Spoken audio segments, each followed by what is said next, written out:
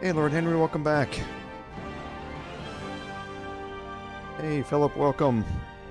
Thank you both for being here again.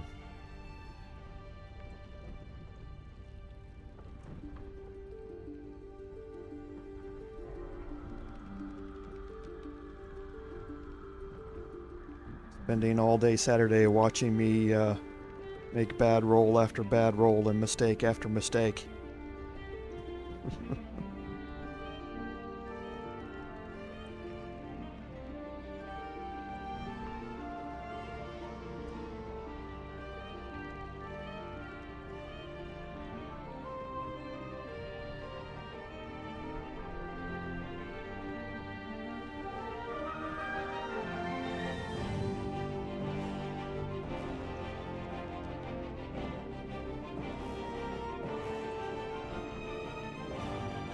Yeah, it always is entertaining, especially when things go wrong.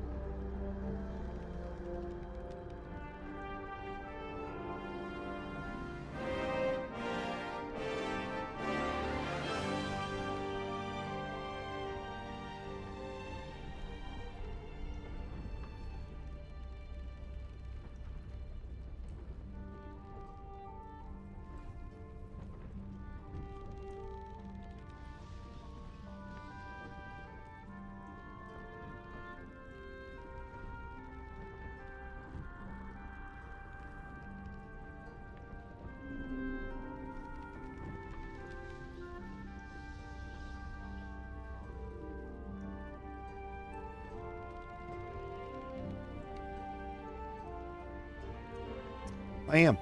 Yes. Yeah, gonna play things differently. That's one of the benefits of having these two playthroughs be almost at the same point with each other, is that you get to see different type of actions in the playthroughs. So yeah, I will be doing things differently. I tend to make the Bard playthrough be more traditional, or how the game intends you to play stuff, and the Paladin to be more contrarian. So yeah, that's what I'll end up with here in a little bit. Yeah, between people catching both live streams or people going back and watching the VODs, they'll be able to see the differences between the two options.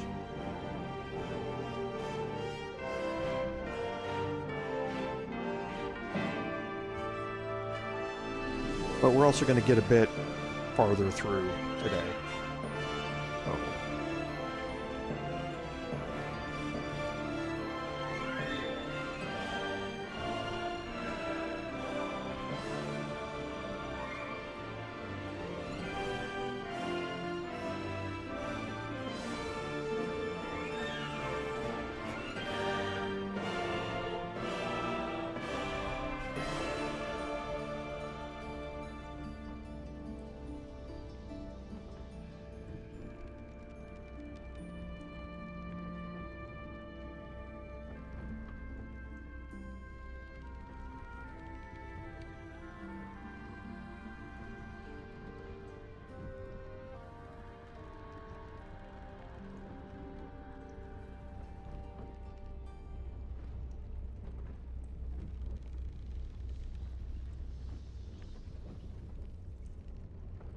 You mean the ritual dagger that was in the goblin camp?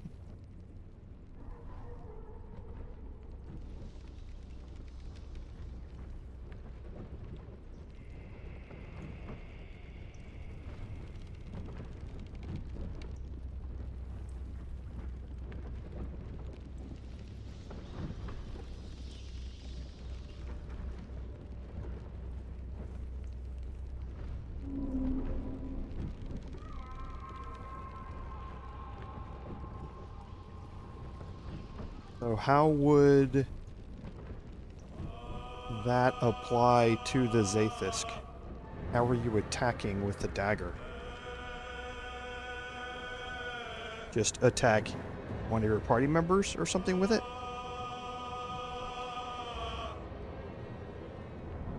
Before you go into the Zaith'isk?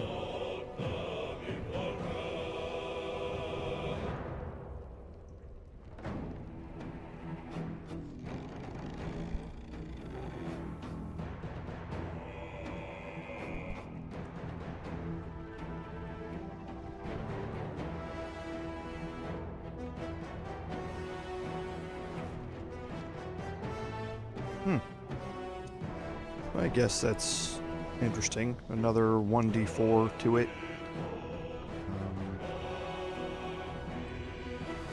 Yeah, I mean, the chances, at the end of the day, it's pretty obvious that the devs didn't want you passing those checks. They want it to play out with your dream visitor, as we know them up to this point, taking a hand in rescuing you from things. So I haven't worried too much about getting, actually trying to pass those checks. But it is going to be easier here. But again, at the end of the day, and I haven't really spoiled it. You guys had that comment in the last live stream about how to quote-unquote cure the occupant of it. We'll be going into that on the Bard playthrough before we come back out from the Blood of Lathander and have the conversation with the Inquisitor. We'll deal with that there and explain it. Well, we might actually get to that point in today's episode where we talk about how to cure them, quote-unquote. But yeah, I haven't tried to actually buff myself up enough to pass it, so to speak.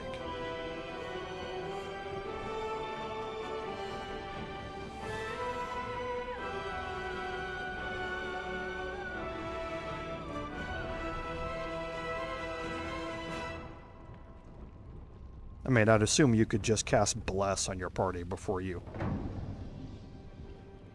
went in there. Does the Ritual Dagger stack with Bless?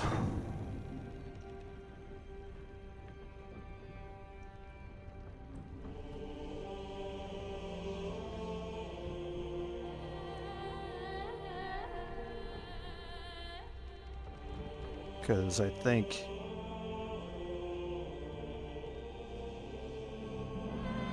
because I know they're going to be called different things.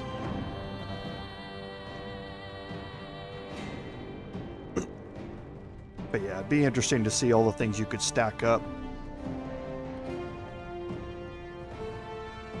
Yeah. So yeah, I'm sure you probably could go through and buff yourself up a whole lot to be able to pass it. I mean, it's honestly just as...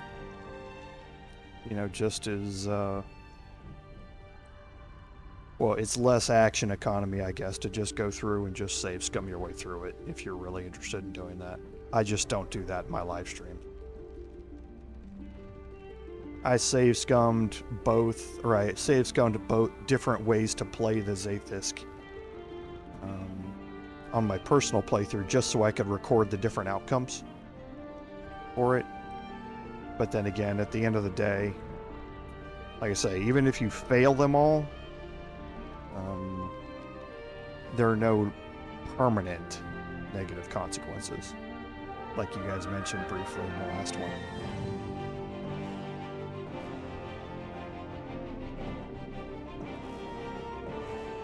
It would be pretty funny today, though, if I put my Paladin in there and then roll a nat 20 on one of these.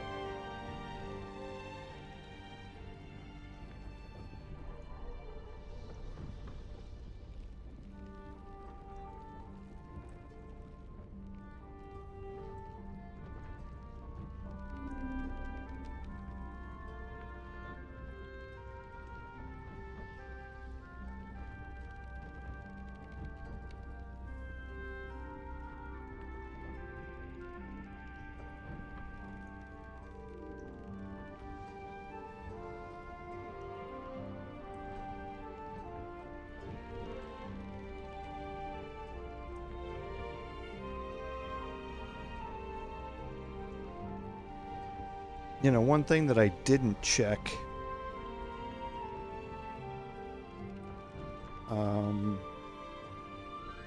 is if you fail the roll for trying to take the Zaith'isk power, if you fail the roll on that particular check, if using a tadpole clears those negatives or not. Because I know that's a permanent buff. I don't know if it's a permanent debuff as well on that one. That's something I haven't explored in my personal playthrough. I'll have to go back and check that. Yeah, right. I mean, once you get there in honor, I don't know as if I'm necessarily going to go for the roll anyway, but possible.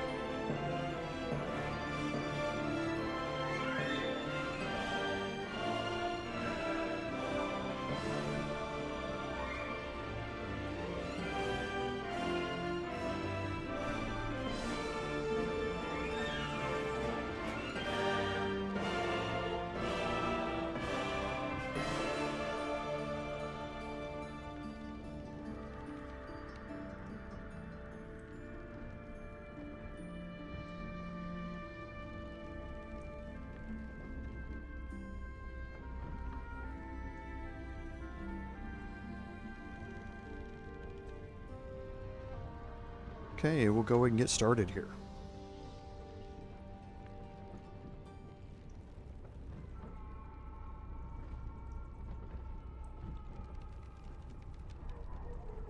Welcome everyone to today's live stream, episode 19 of our Baldur's Gate 3 Paladin gameplay series.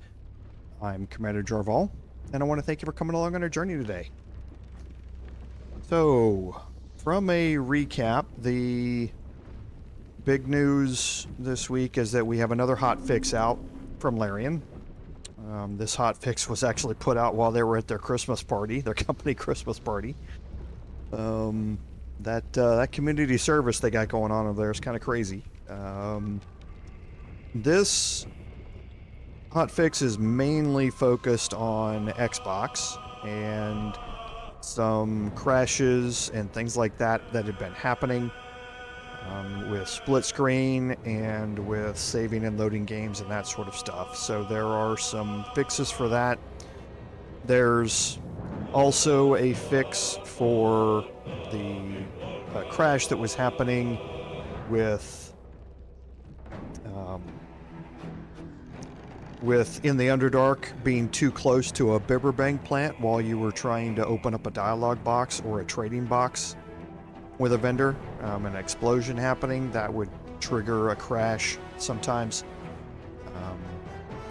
And the other thing is really just that the fact that patch 5 is now being brought to the Mac platform. Patch 5 was a huge content drop and bug fix drop, and now it is available for the Mac platform. So if you are on the Mac platform like I was when I started early access, then make sure you have that downloaded so that you can get the full benefit out of patch 5. You really are going to want to have access to it. So I think that takes care of our admin notes. So on our recap, at the end of last week, we had walked through the gates of the Githyanki Creche, and we tried to pick a door. We were not in sight of anybody when we did it, and we got found out. We got detected, so we had to get into a fight right after we walked in the door, and it was a pretty hard fight. It beat us up quite a bit. And that's where we're going to pick up today, is continuing on for that. Now, we had picked up the Morning Lord's buff before we went in here, so we're gaining an additional 1d4 radiant damage to all of our attacks that we do. However, you can see we got pretty beat up. We are about halfway down on Shadowheart's spell economy. Gale has used 2 out of his 3 level 3 spell slots. And we used up quite a few of our superiority die. So we have both of our short rests available. So going to take one and get that back. That does replenish, obviously, our Warlock Smites and gets us back our superiority die. So I'm going to kind of go from there and try and get Gale healed up a little bit here. And we'll continue on and see how far we can get through this before we just have to take a long rest. I'd like to extend that additional damage buff as long as I can here. But we'll see how it goes. So in here you can pick up, you can loot some items from the people that we had to kill here. And the first is the Ring of Arcane Synergy. So when you deal damage with a cantrip, you gain Arcane Synergy for 2 turns. So what that means is that weapon attacks deal an additional damage equal to the spellcasting ability modifier that you have for that particular character. So not necessarily all that useful, except unless you start applying it to, say, my paladin and I start using my Eldritch Blast or something like that. Then I could gain bonus damage from this ring afterward, based upon my spellcasting modifier, which in Jorval's case is a +4 to that. So I'd be gaining a +4 to that damage. So again, something that that can be useful. We don't have anything else necessarily to use for that slot.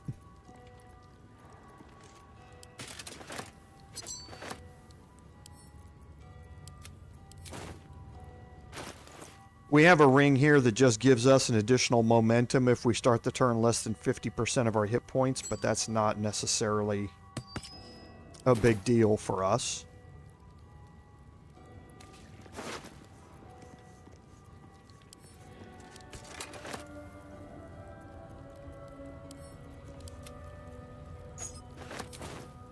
Maybe we'll pick up a key, and that just basically means that we don't have to lockpick any of this stuff anymore.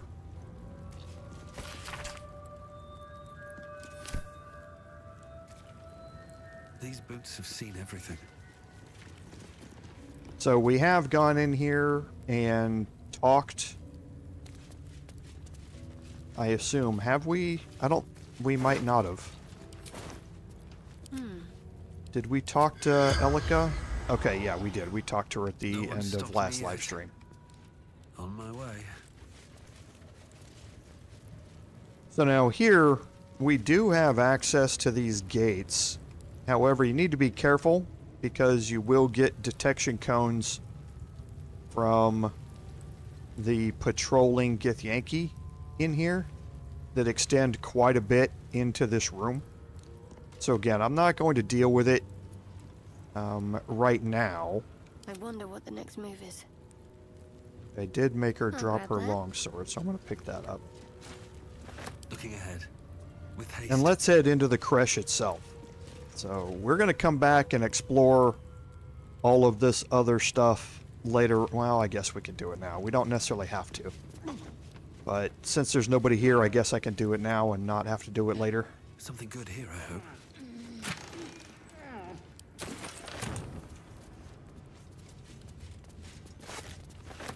I bet that'll fit in my pack.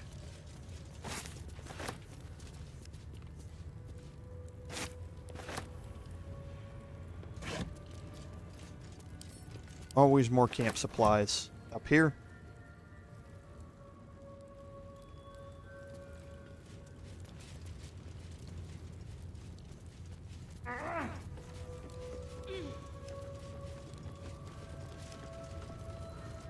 Okay, so now we'll head in here. Actually, before we do that, let's go into our camp supply pack and make sure we're sending these off. Okay.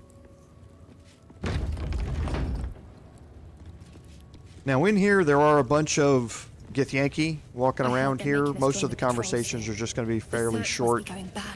Nothing that is of much use. We do want to come over here and unlock our waypoint.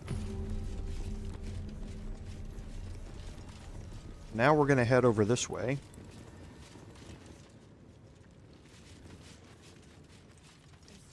And talk to the quartermistress here.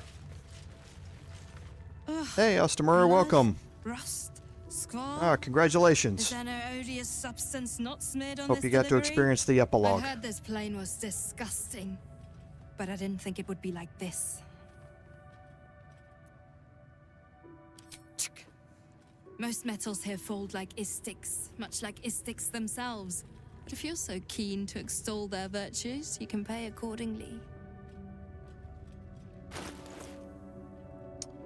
Okay, so here we talked about a bunch of these items previously. What we definitely want to do is pick up any of the slaying arrows that we have in here. Those are always extraordinarily useful. The arrows of arcane interference, again, very, very useful for dealing with spellcasters.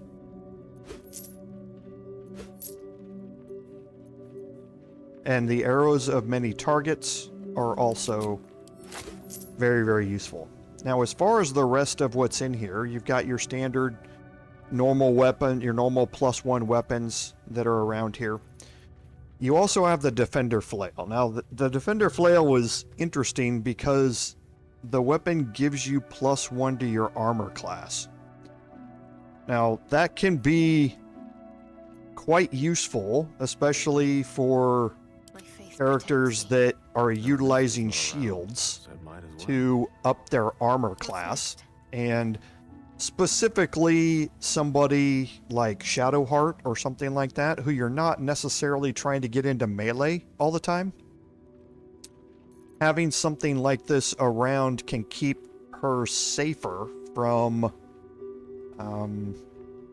ranged attacks and that sort of stuff while she's casting her heal spells or while she's trying to maintain concentration on buffing spells and that sort of stuff. So in this case, I'm going to change this out with her, and you can see she now has an armor class of 20 for this.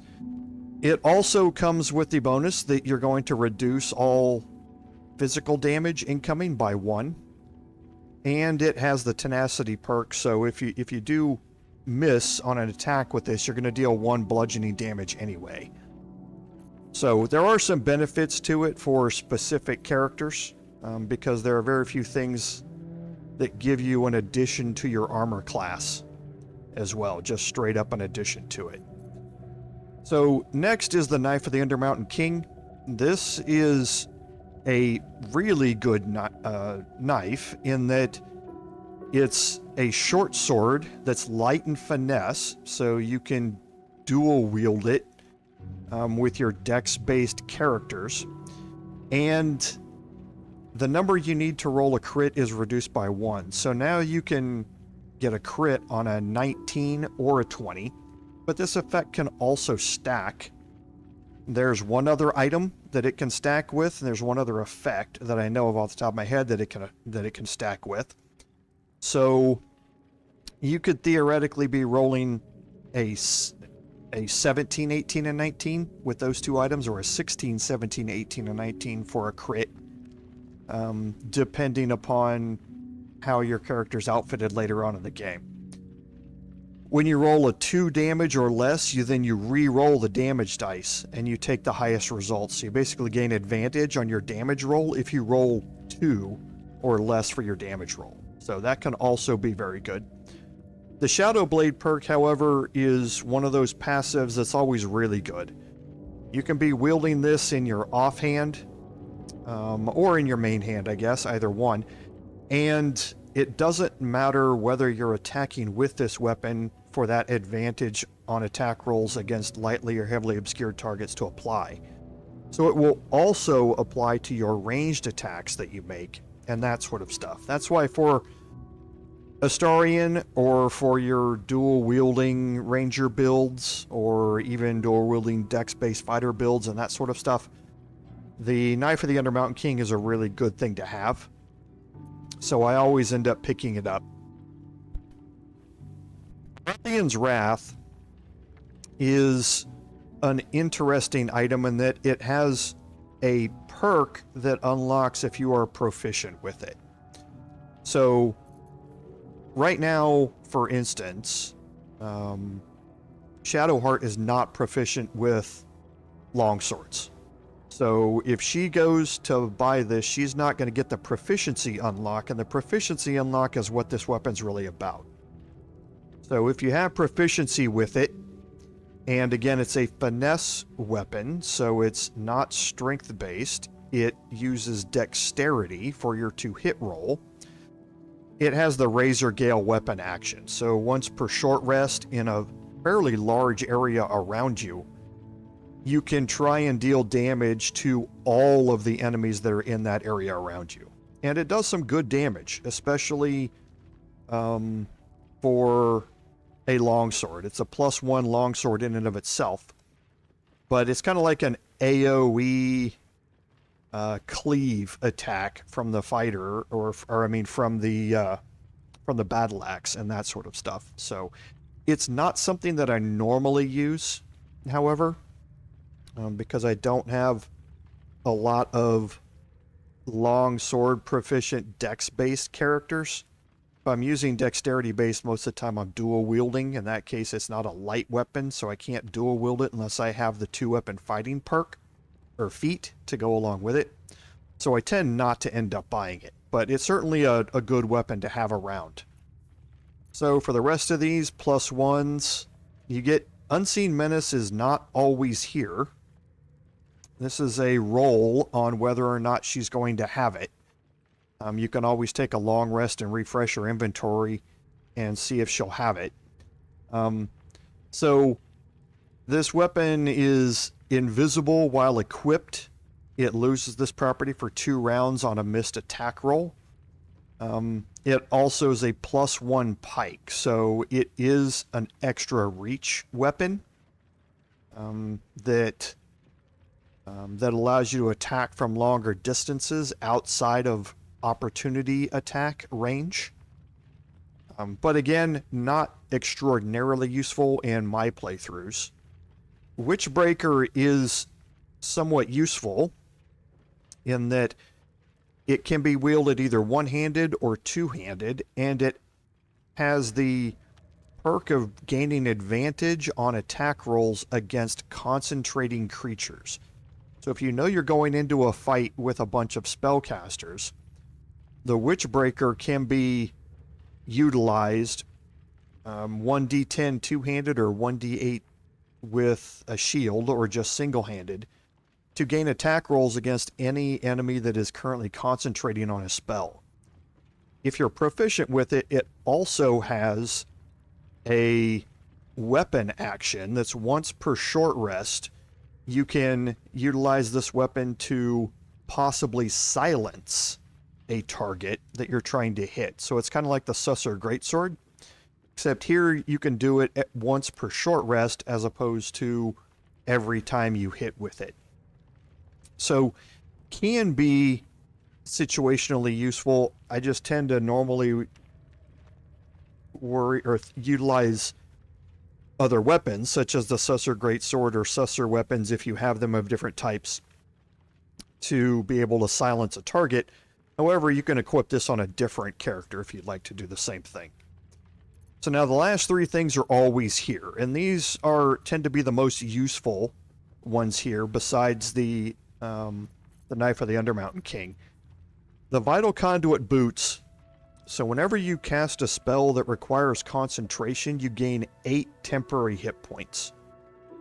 Now, this can be very, very useful, especially for anybody that's going to have high armor class, who's able to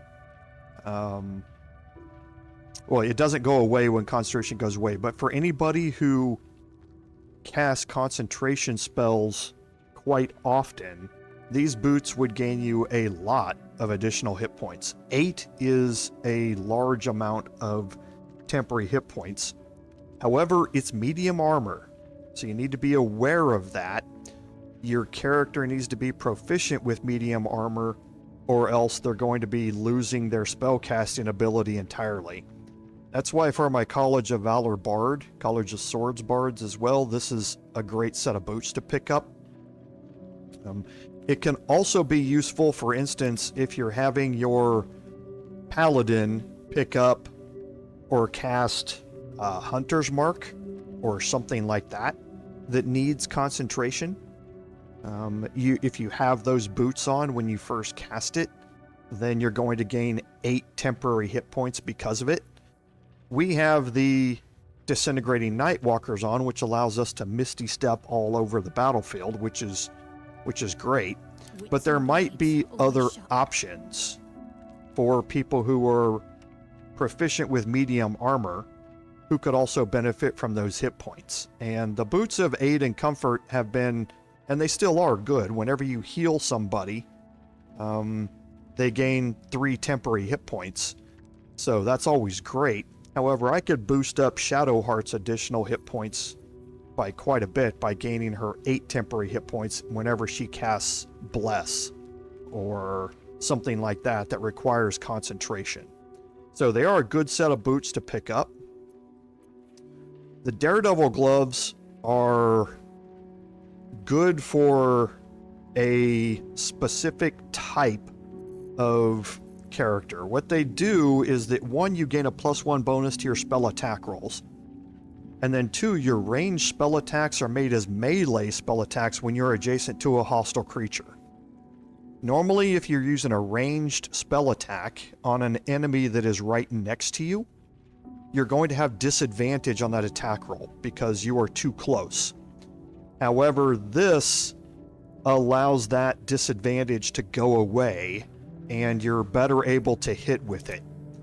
Now, right now, I'm using Underdog's Bravery on my Paladin, so I'm gaining advantage on melee attack rolls when I'm surrounded by 2 or more foes.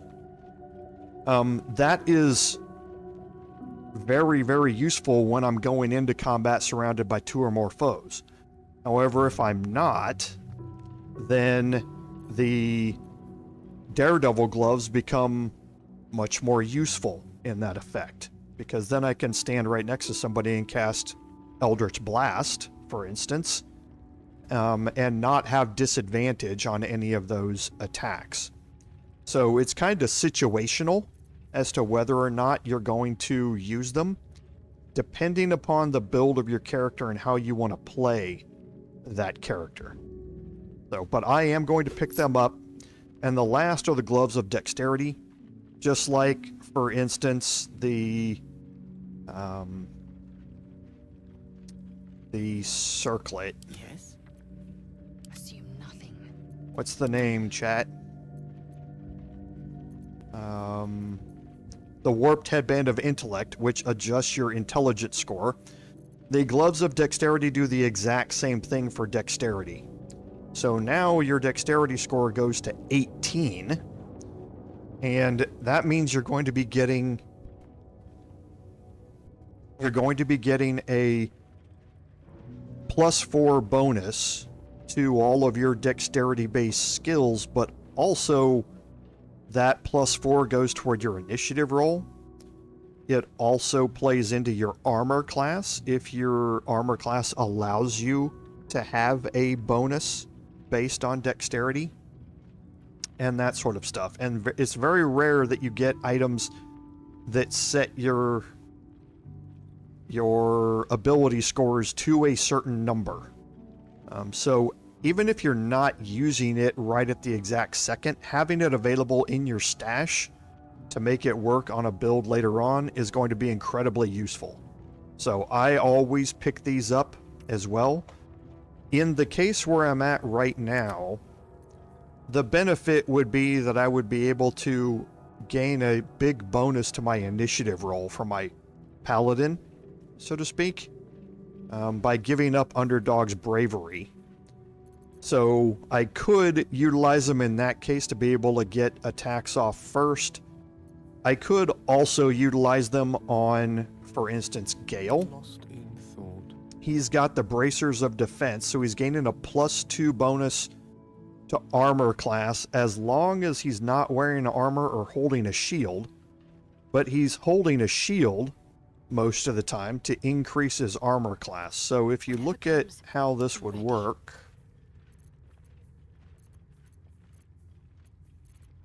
I wonder how I'll feel when I remember everything. I thought I bought him here.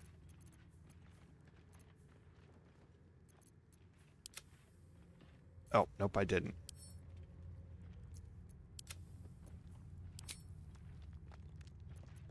Okay, I'll experiment with it and show you the differences on it. Actually, can I drag it here? No, I can't. So let's go ahead and sell off the rest of our unused items here, and then we will look at that. So why is the Githyanki Greatsword on? Battle. Oh, because I picked up another one. That's right. Let's get on with it. So here, sell all of that off. We don't need any of the old stuff here.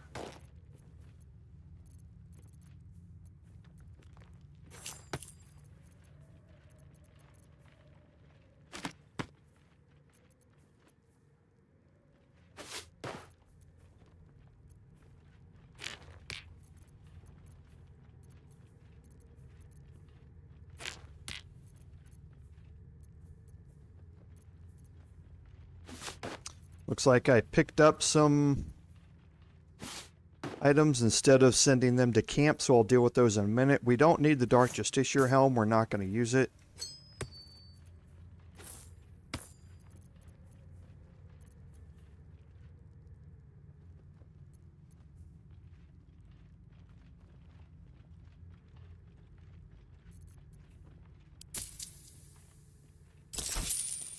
There's no time to waste.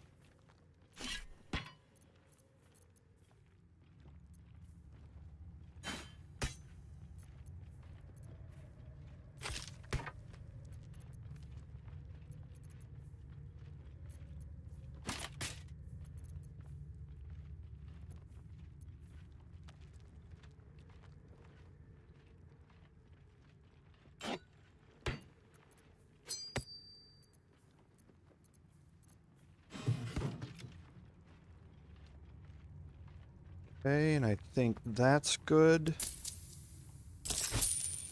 At the ready.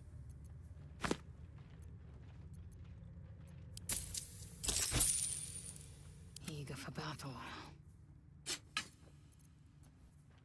Okay, and then none of these weapons we need.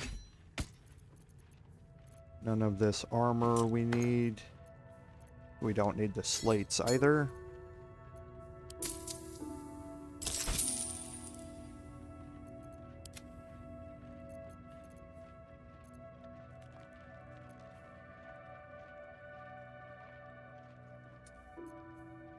Okay, so I think that ends it. On your way then. So let's take a look here real quick and explain. We need to probably sort these out a little bit. Put these in our spell tome.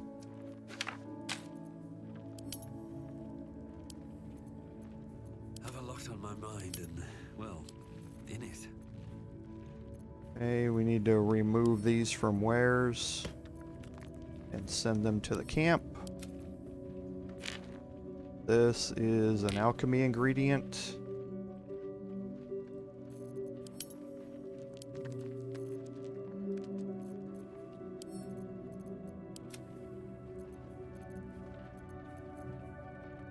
Okay, and for now I think that's good enough.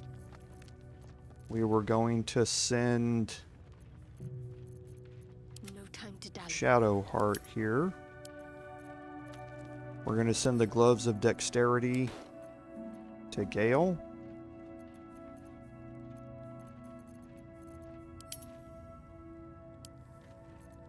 Action, not reaction. And now with Gale, you can see right now that these bracers of defense aren't doing anything because we're gaining a shield, or we're gaining +2 armor class from our shield. So it doesn't really matter if they're there. He's an armor class 13. If I take his shield off and put those back on, his armor class still goes to 13. So it doesn't really matter. It's 6 of one, a half dozen the other, which of these I wear. However, with the safeguard shield, I do gain a +1 to saving throws. But now with the Gloves of Dexterity, you can see Gale's dexterity is 13, so he's getting +1 from dexterity to his armor class. This goes in there, his armor class goes up to 16 because he's now getting a +4 for dexterity. I'm not saying that's where those gloves are going to permanently reside, but for now, it's getting a good usage out of them. And yeah, nothing on Lae'zel. So the last things we were going to look at was I'm ready. the... Okay, yeah, we put the Defender Flail on Shadowheart, so her armor class is now up to 20, Let's move. as well as my Paladin. And we're going to be situational about the Daredevil gloves. If I do get into situations where I'm relying more on my Eldritch Blast, this is going to give me a +1 bonus to those attacks, and I can use it up close if I would like. So I can always change that out I'm ready. Whatever as it takes. necessary. And then the Knife of the Undermountain King I'm not going to need, however, it is going to go to Astarion. And the Vital Conduit boots, I'm going to swap those out on Shadowheart. All's well that ends. Not as bad as it could have. Okay, so now exploring up this way, you can see we now get into this room here. Now, there's a lot fewer detection cones now than there used to be. So, here, I can just take all of these items without worrying too much about being seen while trying to do it.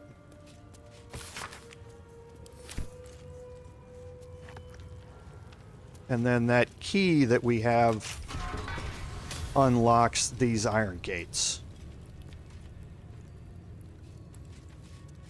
Okay, so there is one more thing that we want to do up here, and that's take this route up here.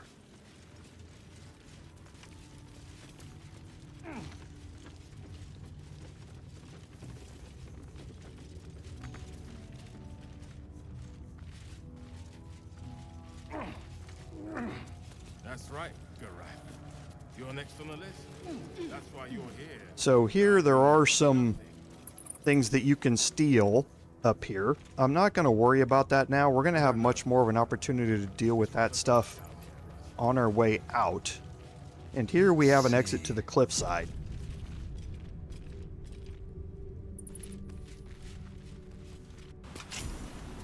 This is your back way in to the monastery by climbing the knotted roots here.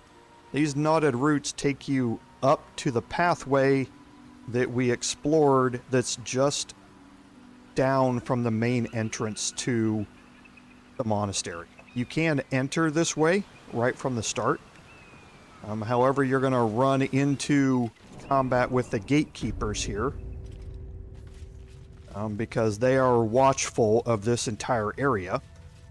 However, you are able to get better attacks in from up here on the high ground and taking advantage of that while you go through this.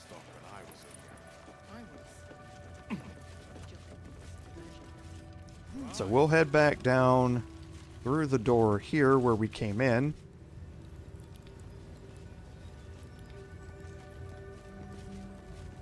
And we're going to head here into this training area. And let's actually make a quick change here.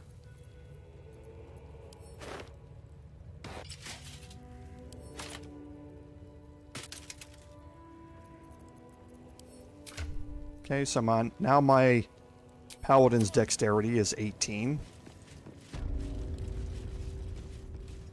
This is only a taste of the mercy at gate,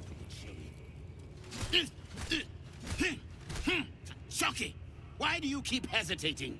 My instructions were clear. Because they don't make sense. Killing each other like this. It's stupid. Orpheus... Silence! It seems your childish prattling is attracting an audience. You fight again. This time, daggers only. And to the death, as instructed. Who wants to challenge this sniveling Istark? Okay, so you have a couple of options here. If you offer to fight the boy yourself, you're going to have to pass a dexterity check that is pretty high to be able to not kill him without angering everybody. Or we have an opportunity to make a persuasion check here instead. It's a really high DC. We have a bonus of 10. We can add in guidance on top of that. So now we're about a 50-50 shot here on our persuasion check.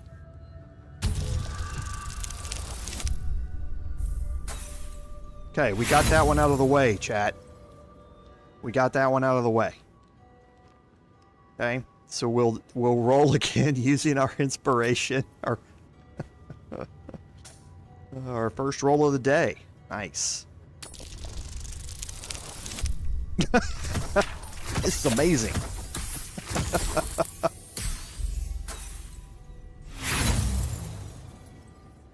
Okay, we're going to use one more and that's it. Yeah, great. Alrighty then.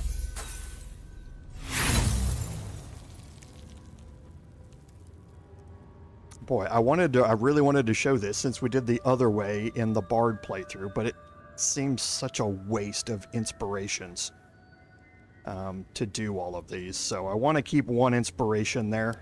And yet here you are, pathetically pleading for the same useless mercy. This is how we deal with a weakened enemy.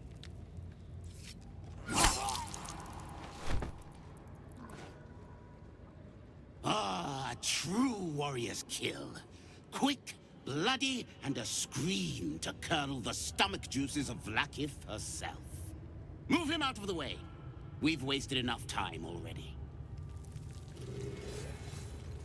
Okay, so through some horrible rolls there, we weren't able to explore the persuasion option of that, but you can see that we are able to talk to his dead body. A long way to go still. We speak with the dead. No time to waste.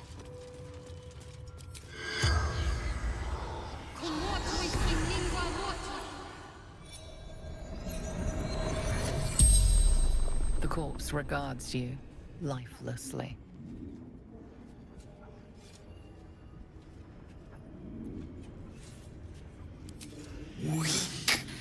Weak-minded, sycophantic,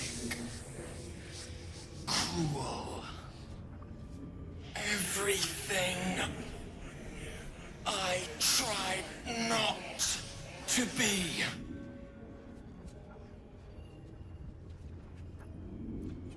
Refused to kill. Punishment is death. Tired of killing Orpheus. Better way.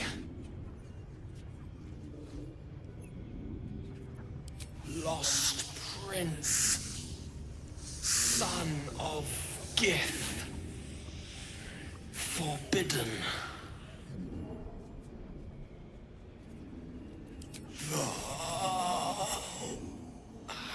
Hatchling believer in the true prince.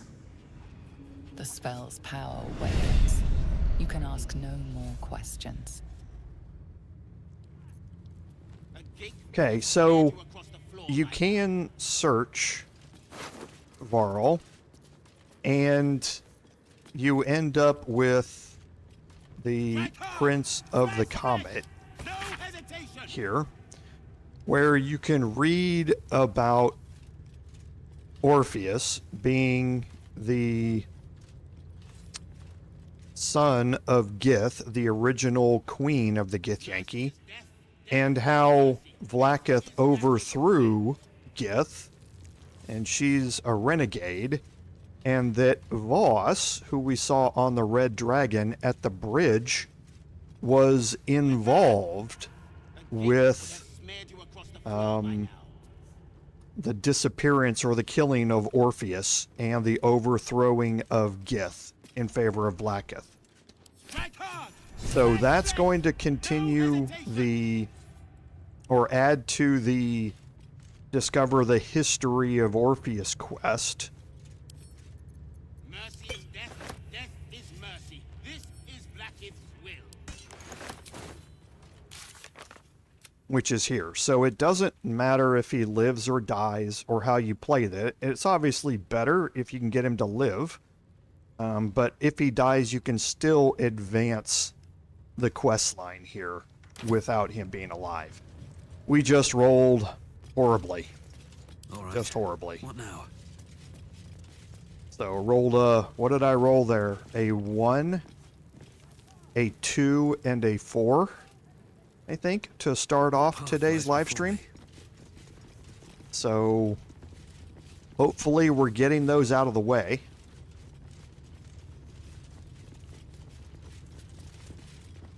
Mercy is death, death is mercy. This is Vlaakith.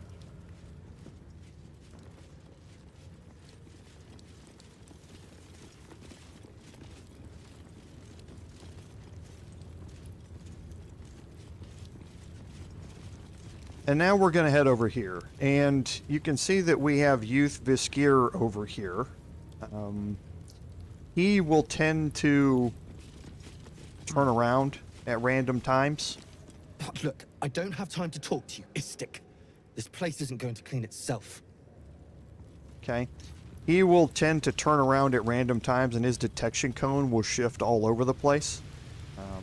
So if you're looking to steal some of the items over here, you can interact with the portrait here, and you can try and pass a couple of checks on this portrait, one of them being a history check and one, I believe, and one of them being a dexterity check to draw a face on this, and he will come over here and start cleaning it, and then you're able to steal anything you want out of this corner, and all you have to worry about is the very predictable patrol that is happening out here. We don't need to do that here, but while I am here, I need to swap back out my gloves here.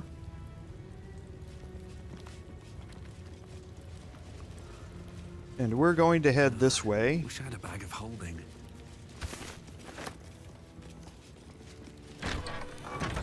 Okay. Now, we had talked to... I'd expect to see 50.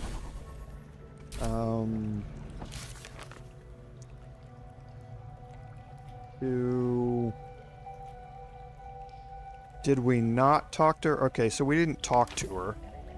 That's easy to rectify. Oh, this is why, yeah, because I didn't have the owlbear egg. And yes, I did use the owlbear egg as food. It selected it when I selected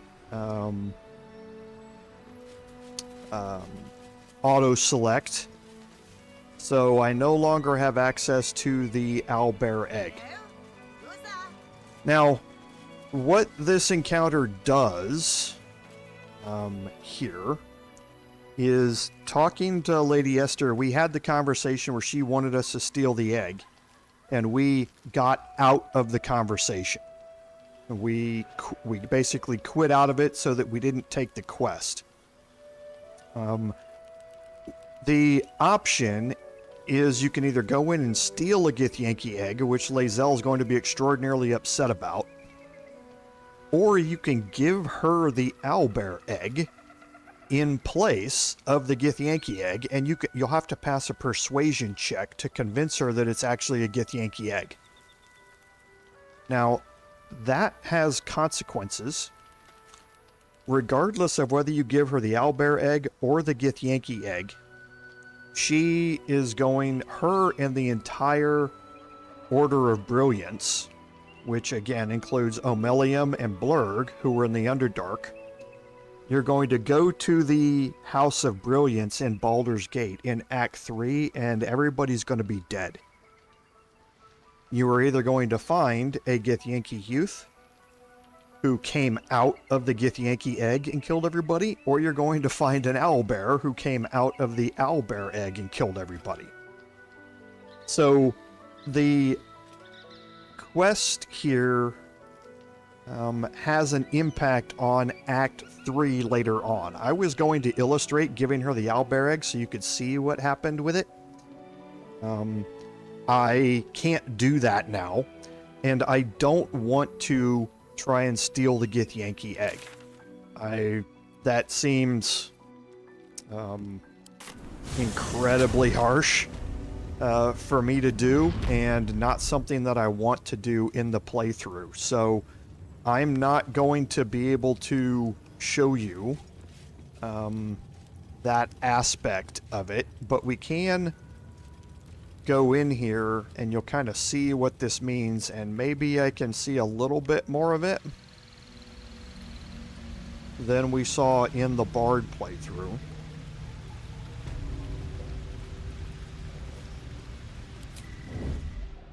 Whoops. I need to split the group instead. I need to concentrate. And I don't need to be in hiding. I just need to split the group. Can have Shadowheart cast guidance here, and let's see if we can pass a perception check up here. Okay, so the investigation check failed. So it's investigation, not perception. My faith will guide me. Which means Gale is going to be the better person for this. Okay. So there you can see, hidden throughout this entire place are these wards on the ground. Now these wards are actually teleport wards. If you step on one, it's going to teleport you into this cage here. And you're going to be locked inside of this cage while all of the Githyanki in this room become hostile towards you. And you'll have a fight on your hands while you're down one character. The Githyanki egg is all the way over here. There are these vent traps everywhere. There are repulsion mine traps that will knock you off of these ledges into the teleport traps and into the gas traps. The whole thing is just trapped to Kingdom Come and back. And it takes some work to get over here and steal the egg and not get caught, because obviously somebody's paying attention to it the entire time. But you can find all the traps, disarm them all, make your way over there, and then have somebody walk up and talk to Varsh Koku here, and he will turn around and face you, and then you can swap to the other character to pickpocket the egg. You can also persuade Varsh Koku to give you the egg. That is another way to get it. You just have to have a high persuasion skill, because the check is pretty harsh to be able to do it. But you certainly can. So just be careful. These traps are all over the place, even on some of these platforms. It will be sitting there, so you think you can just jump out of the acid and jump onto it, and it will teleport you and everyone will go hostile. So, like I say, it can get pretty bad, depending, trying to make your way around there, but it's certainly doable. So if you want to get the egg and finish that quest, feel free. But the House of Brilliance is going to die.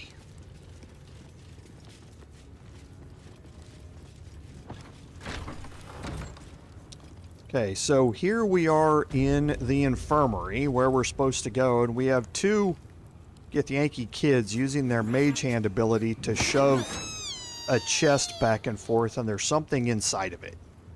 What's up for discussion? Not now, Kachuki! We're busy!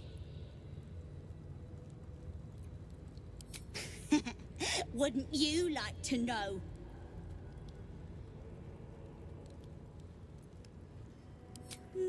No.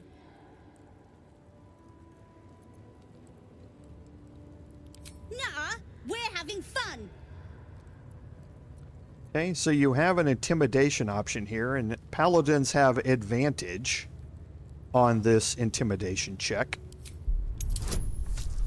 So we're going to have a pretty big bonus for intimidation, and we've got advantage on a low DC. Hey David, hey Dave, welcome for being here. Fine, if you're going to be a big baby about it. A big ugly baby? Open it up then. It's all yours. And now they're going to move away. I would advise against opening the Traveler's Chest, though. Inside the Traveler's Chest is a Grimishka. And you can see them. Look at them.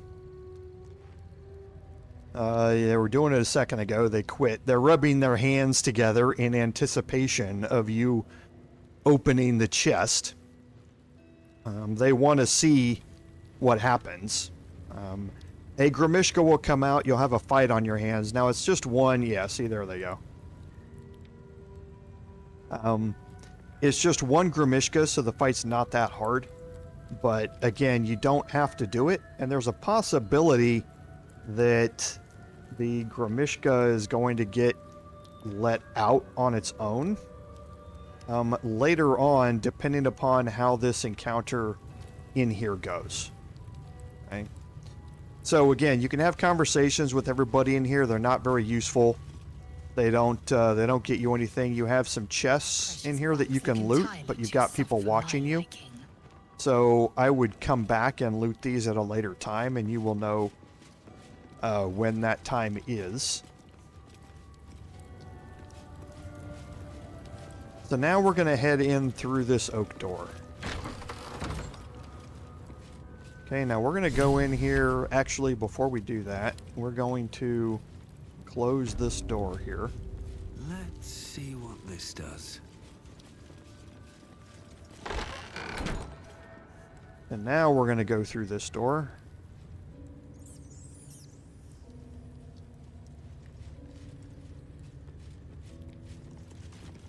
And then we'll close this one behind us. Okay, so now in here, we have Gustel, Stornagoss over here, and we have the Zaith'isk right in front of us. We need to go talk to her, but before we do that... Better be cautious. Hey, we can make our way over here toward this table. A parasite. And there are multiple Mind Flayer parasite specimens here. So you can see we've got 3. Now we've got 4.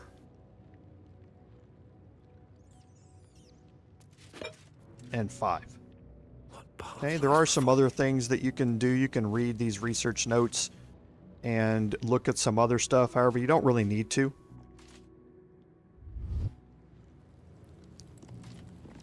Then as we make our way over here, A parasite. there's another Take parasite it. specimen It here. might be useful. You don't have to worry about trying to steal this yet. You're going to get an opportunity later on to deal with this. Vertical incision from pineal eye to end of notochord.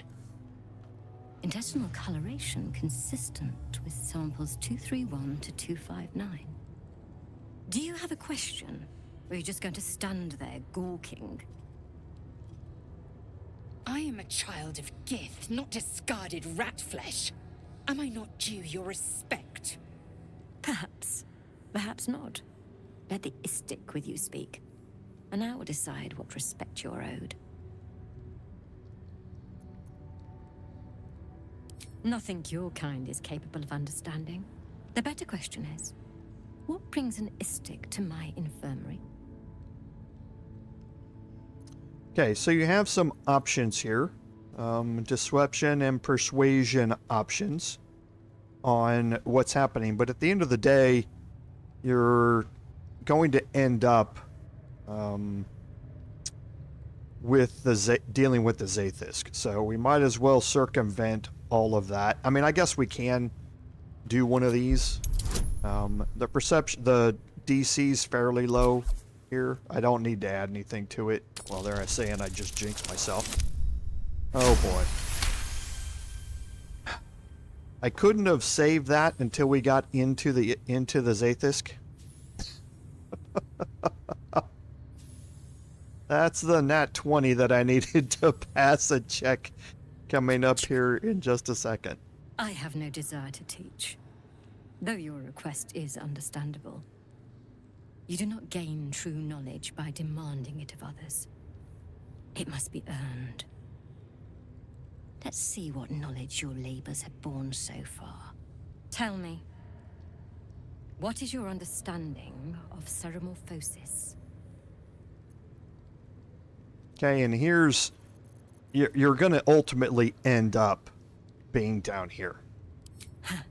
I suspected as much. Though I am fascinated that you've retained the ability to lie about it. You aren't the first Istik to require my treatment. Though you're the most lucid by some margin. Either your tadpole is special, or you are. We must find out which. Go to the Zaith'isk. I will ensure you are cured. The apparatus at the top of those stairs. Quickly now. Time is of the essence. Even Githyanki rarely experiences Zaith'isk. You are very lucky, Istik.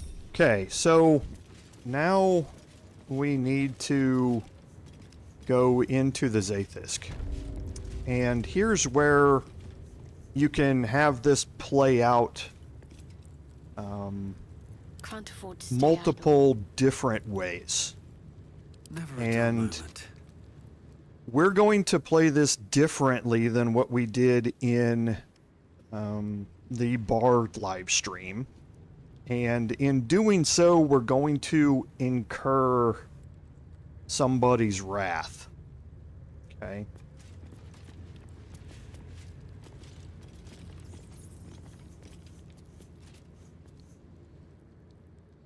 Go on. My time is vital. Do not squander it.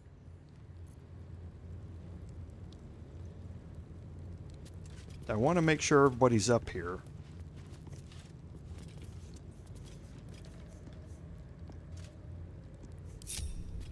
Indolence breeds madness. Still breathing, despite everything. The device is strange, made of taut flesh and pockmarked metal. It waits for something. The Zaith'isk. Vlaakith's purity distilled. My duty. My right. Okay, so we can try an investigation check. That's not going to, be very good for us in particular, but we can try it. There's no harm in it.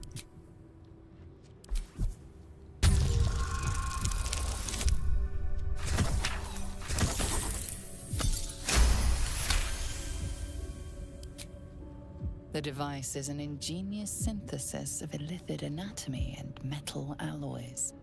It hums with psionic energy, hinting at paths into unknown minds and unseen planes. Stand aside. My time has come. Okay, so here's your first choice here. Whether or not you're going to let Lae'zel go in, or whether you're going to go in her place. Sending her in is going to gain a lot of approval from her.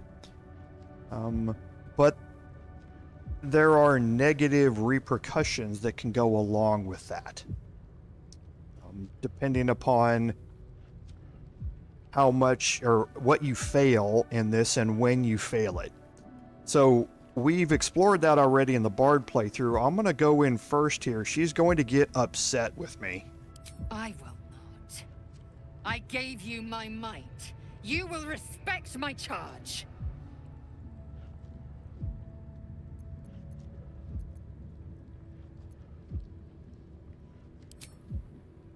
You walk the line between confident and arrogant. A beguiling turn of events. Go on, into the Zaith'isk. I will follow. Those two options are the only ones that are going to keep her from losing her mind. So take advantage of them. You feel your parasite stir. Do not fear. My experience in operating this machine is unparalleled. There is nothing on any plane stronger than a Zaith'isk for curing unwanted afflictions.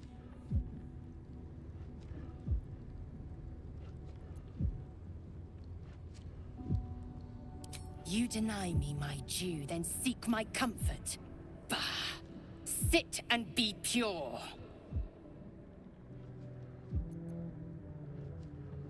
More than ceremorphosis.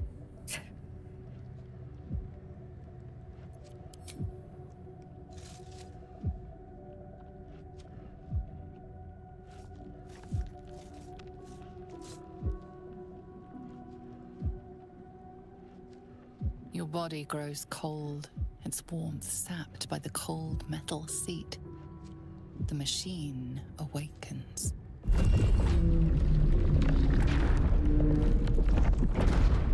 You must focus on the parasite at all times. The Zaith'isk will do the rest. Layers of magic weave themselves tightly around your head. The tadpole squirms and contracts. It's trying to hide. Your skull groans and bends under the pressure. Then agony. Okay, so you're going to be presented with these saving throws. Okay, and they're going to be different types here. So the first one is an intelligence saving throw. We can add on resistance here.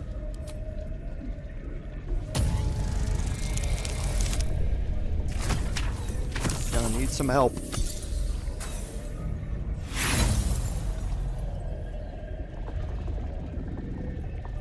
The machine lashes out aimlessly. Your right temple burns, then numbs. Part of you is gone. A part you can no longer recall. An unusually stubborn specimen. Don't let it slip away! This torment. You must persist. You must be cleansed. The parasite burrows deeper, sinking its teeth into your brain's exposed tissue. It sucks greedily. You feel yourself ebbing away, while the parasite only grows stronger. It's evolving. Okay, so the first one was an intelligence saving throw. This is now a wisdom saving throw. The DCs are getting higher.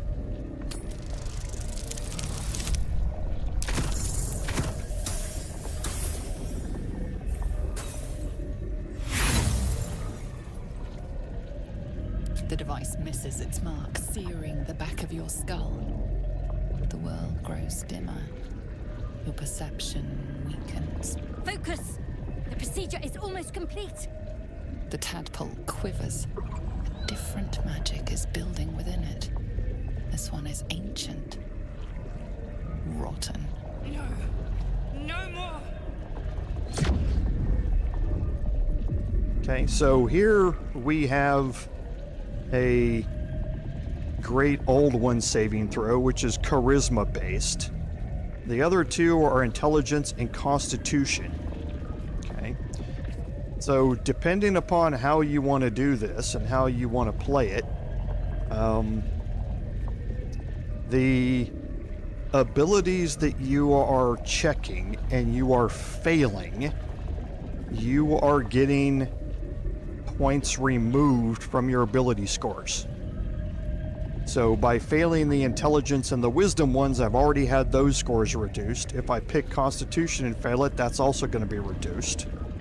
So I get the most bonus out of charisma here, but if I fail it, I've also got the negative to go along with it. The intelligence saving throw here, focus on this ancient magic and feed it with your own, is an option that allows you to utilize your tadpole powers differently. And you can see right now I've got a -2 from intelligence. That's because I've already failed an intelligence saving throw once, and it took 2 points away from intelligence. My wisdom, or my constitution, I haven't failed it yet, so I've got bonuses from that. I actually haven't seen this in my personal playthrough, so because I didn't have a warlock part of it, so I'm anxious to see what this does. Ask it to lend the tadpole eldritch power. I'm anxious to see what this is going to be. It's an 18 DC. So I've already got all my bonuses, so I've got a little more than 50-50 here. Wow. I'm going to use my last inspiration on this.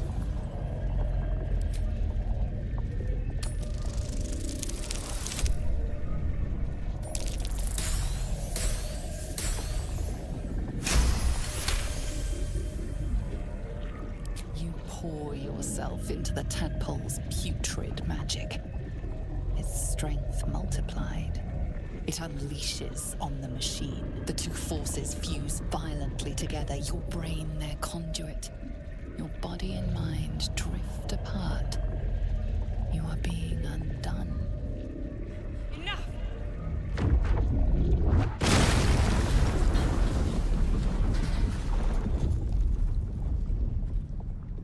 The room swims back into focus. Your mind is fractured, but intact. Inside it, the tadpole lives on, and you feel different.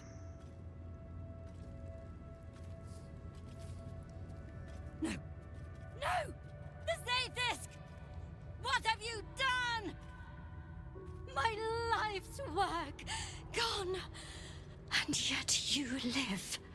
And so does your parasite. Her voice cuts with a fanatical edge, an obsession bordering on mania. If there's a chance the parasite lives, she wants it. And now you learn the real truth behind the Zaith'isk, in that it's not meant to cure you by extracting the parasite. It's meant to extract the parasite, and it's going to end up killing you. It's going to extract the parasite so that she can study it. So there was never a chance that this was going to work, and you've now learned the truth of it, but you want to try and convince her that either the parasite's dead or that it wiped your memories and you don't know what she's talking about. Something to get yourself out of this, because if you don't, she's going to be upset with you that the parasite is still alive, and she's going to take other methods to try and get it from you. So I actually have a bonus here from Valar Alluve. Now, I've actually never tried this performance option. It's interesting that I have a performance option here when I didn't have a performance option on my bard earlier. So not entirely sure how this one works. So again, I've got a little bit better than 50-50 shot here. And a fail again. That's incredible. That was some incredibly bad rolls all the way through that. This childish display is fooling no one. The Zaith'isk does not fail. The only variable in this experience was you and your parasite. And I will uncover how this happened. Wait here. I will gather my tools. Okay, now she's going to take off. I followed the protocol! I must be cleansed! Incredible. Your parasite is even stronger now. Okay, so... Locked in. That's really good news.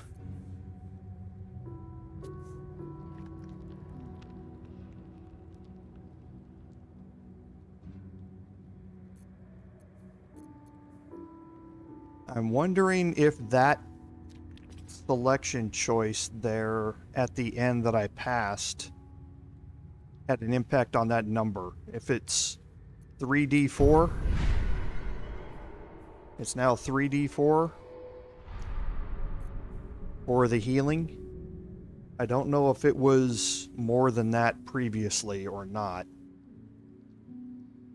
It's now once per short rest for survival and strength, which is fine. So, not entirely sure the final results on that. And what changed due to that selection I made. Like I said, I haven't made that selection in my personal playthrough, so I don't know what the results of it were.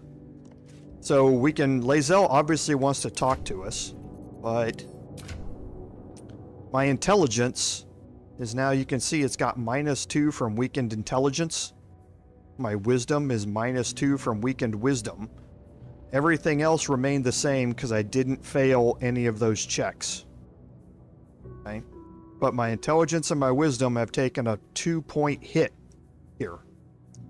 So whichever check you fail, your ability, that particular ability modifier is going to take a hit. Now, we'll talk to Lae'zel here. Skvar! The Zaith'isk. It might have killed you. I felt your torment. The Gustil tampered with it. Traitor! And there may be more still. This must be why the Inquisitors come. Vlaakith does not abandon Githyanki. The Zaith'isk was tampered with. There is no other explanation. Now hurry. We must go to the Ch'rai and inform him of the Doctor's sedition.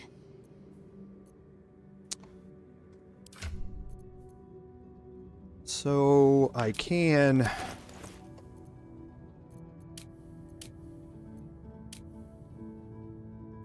go here, I guess, is... See, I do still have these two.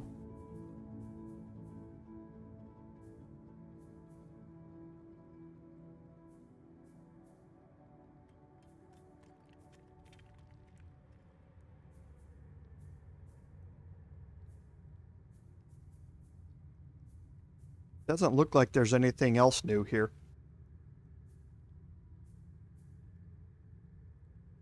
I don't see anything else that's in here. This is because this is a racial feature. These two are definitely here. But yeah, I don't see anything else that necessarily changed. Oh, hey, CK. Sorry, I was concentrating a little bit on on what that choice, what the implications of that choice I passed were. Like I say, I don't entirely know what it meant. My guess off the top of my head is that this was not 3D4 previously in Survival Instincts. Maybe it was something smaller. You guys can go look that up maybe and tell me if Survival Instincts has always been 3D4.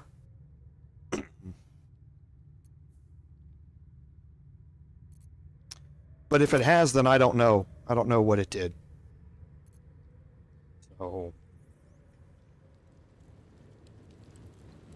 So Lae'zel is now saying that this was tampered with. Smoke rises like hot breath, but whatever semblance of life once powered the Zaith'isk is gone.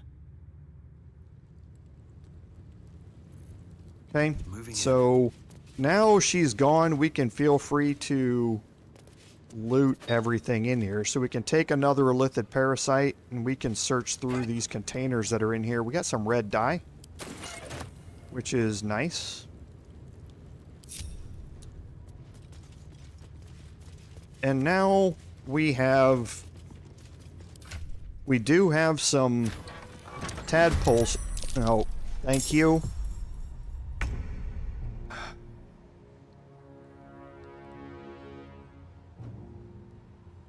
Don't be angry. Don't be angry. Don't be angry. Don't be angry. I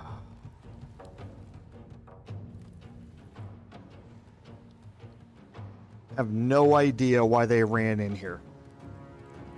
That door is locked. They don't come in here ever. I unlock the door and go out there. But for some reason, this guy decided that he could unlock the door and come in. No idea why. So now this has thrown some of my preparations all out of whack here.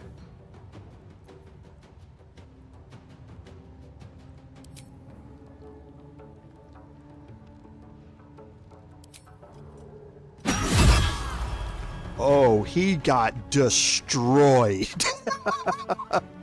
he got destroyed. Everybody decided to try to hit him. Oh, wow. Okay, yeah, I don't need Divine Smite, considering he has been killed 4 times over already. So, yeah, he got destroyed. Yeah. Wow. Get wrecked, dude. That's what you get for messing up my preparations. Okay. Yeah, get wrecked. Okay, so we're going to first plug up this doorway a little bit here. And we'll get the Adept while we're at it. That's a fire wine barrel. Might as well get that barrel while I'm at it too.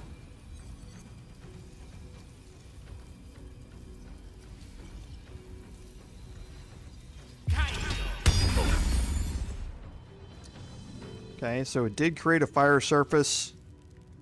Cloud of Daggers is on now. Now I need to move Gale out of the way so he's not in line of sight.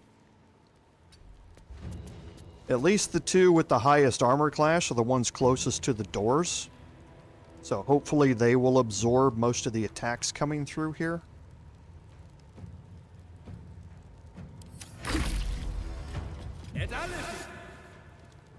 Okay, Misty Step I don't really care about as much. So I'm not going to counterspell that. Okay, now Psychic Rend, I do want to counterspell.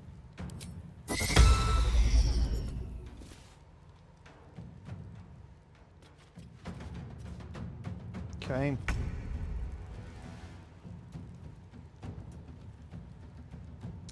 Now I'm going to get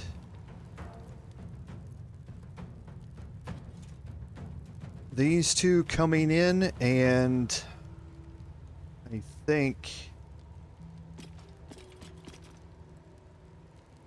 I want to cast Shield of Faith here.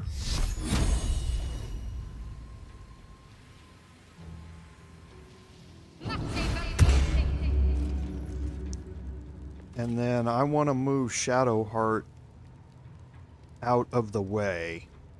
But I am going to take the opportunity to see if we can end up killing the Ardent. Okay. So now we'll move Shadowheart out of the way.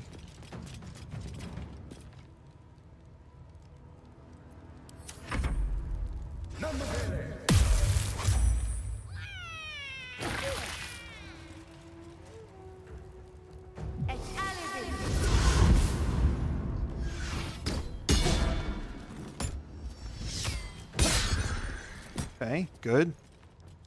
That increase in Gale's armor class certainly came into play there. So we are going to send Lae'zel after her, I think.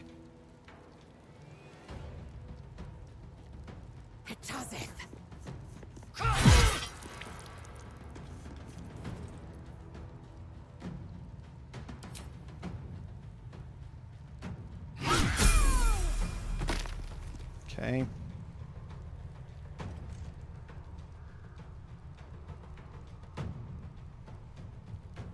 No time to waste. Now we'll just bring her back, and I'm going to hold off on her additional turn for now. No choice but to keep going. I would love to get around the back of you, but it looks like I can't. So as long as he's stuck in place, it's going to be fine. I want to kind of get up here, though, so that if the next one comes through, I can maybe get Underdog's Bravery to trigger.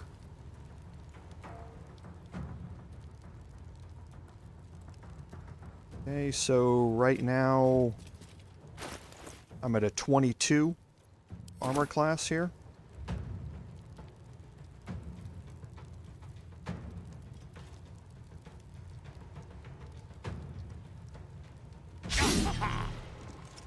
Okay.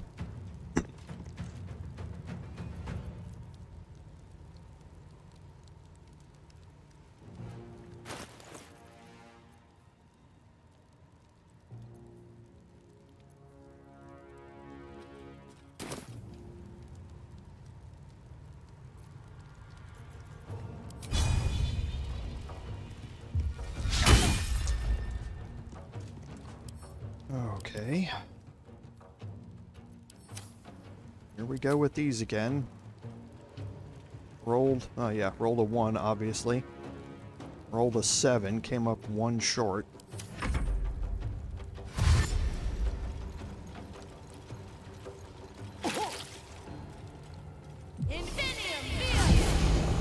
He's gonna try and probably heal. Oh, she cast Ray of Sickness. That's perfectly fine.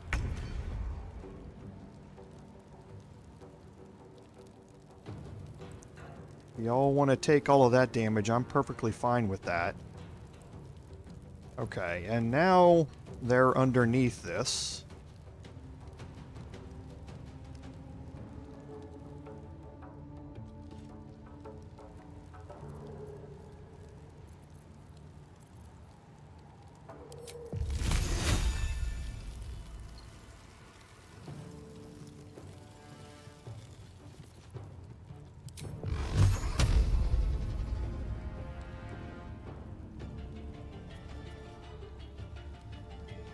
Can't find a path.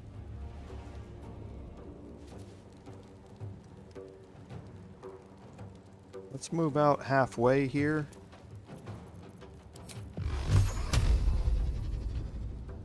Still can't find a path.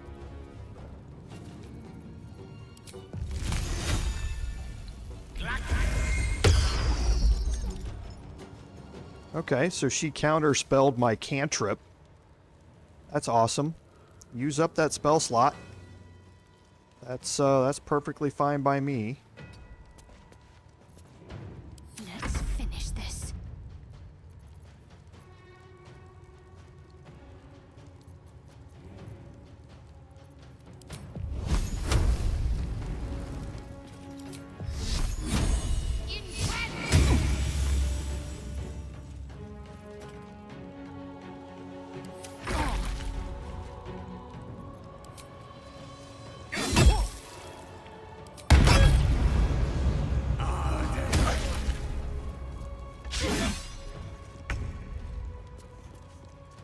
Okay.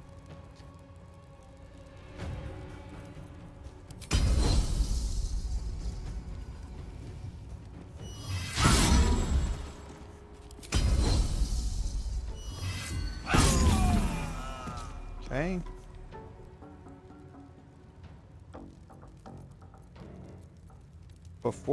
Let's hold her turn. Where do I go from here?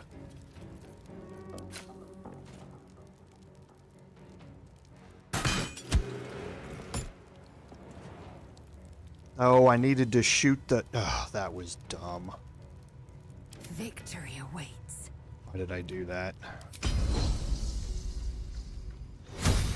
You don't shoot the brazier.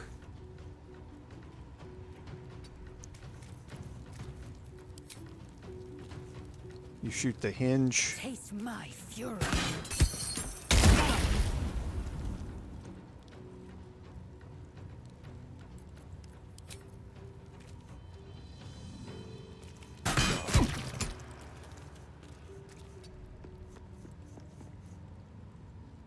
Survival is all that matters. Victory awaits.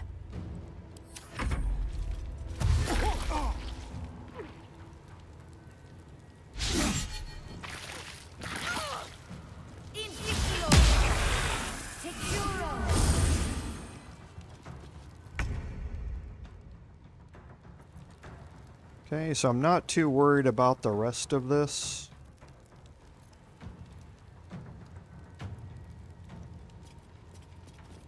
Let's light them up.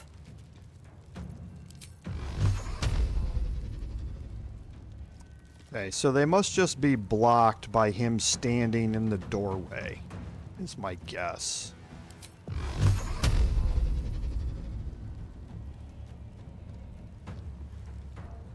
But I can reach this one.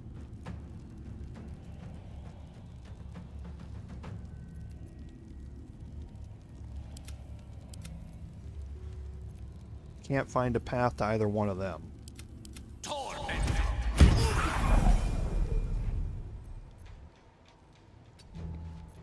Got to keep fighting. On the move.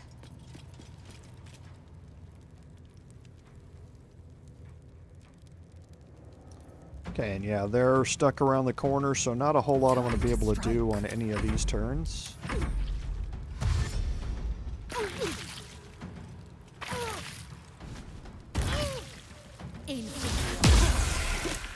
Yeah, keep casting spells that have attack rolls against me with my 22 armor class. See how well that works out for you.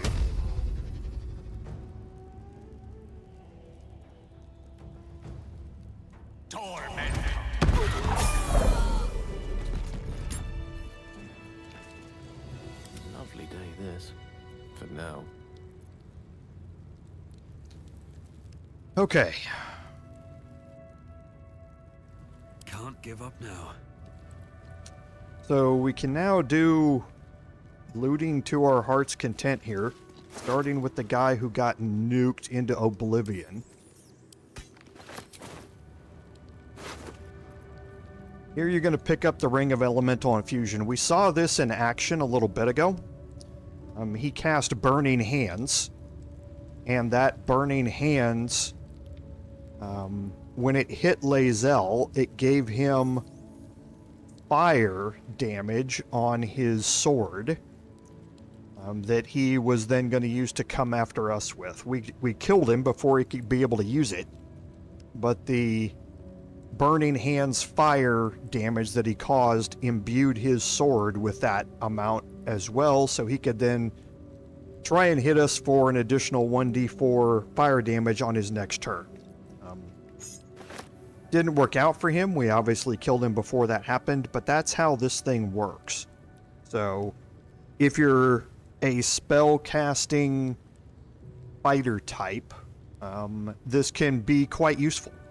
If you're throwing your cantrips around and then using your weapons to deal damage afterward. The other thing it can be useful for is, for instance, if you are out of spell slots or you are low on spell slots, you can continue to cast your cantrips I applaud your taste. without needing spell slots, and you could take that damage from those cantrips and apply that to your ranged weapon, which can give it an additional bonus damage that may be more than what your cantrip is able to do. So, for instance, my Ray of Frost cantrip, if I negate the fact that I've got the Frost quarterstaff on, does 2d8 cold damage. So I could do 2d8 cold damage. If I inflicted that, then my weapons would get 1d4 cold damage applied to them, and my next ranged attack would have 1d8 plus 5, plus 1d4 radiant, plus 1d4 cold damage. So that would be more than 2d8 cold damage by itself. So you can also use it as an additional damage dealing option if you want or need some additional damage after you're out of spell slots. It's not necessarily all that useful in the long run, but you can pick it up and take it. Keep it in your stash. You never know when you might find a good use for it that plays out later.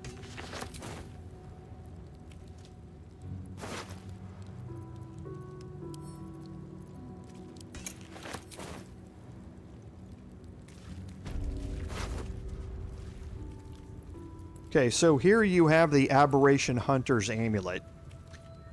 The amulet here only applies to Githyanki or to anybody who has cast Disguise Self to turn into a Githyanki. A Githyanki wearing this amulet has advantage on intelligence saving throws.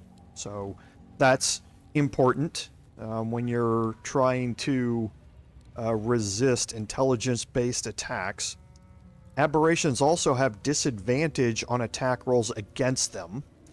That is, again, very important for any aberrations that are going to be rolling against you. They're all going to have attack disadvantage on any attack roll against you.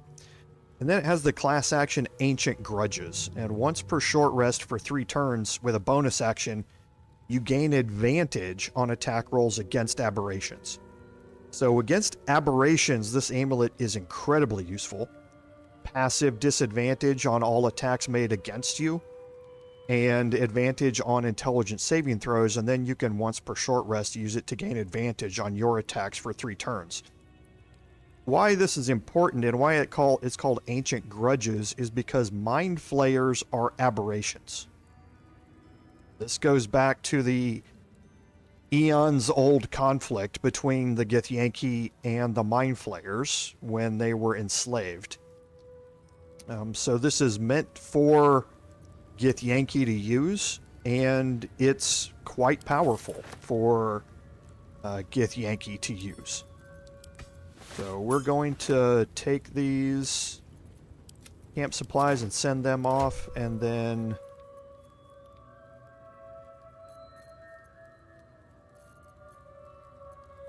Lae'zel, I did pick it up. Here it is.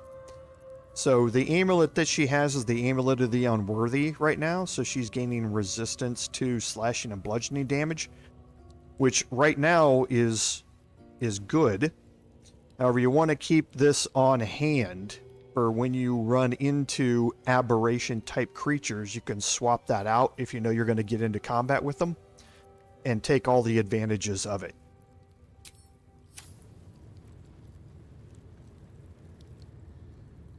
No traps, please.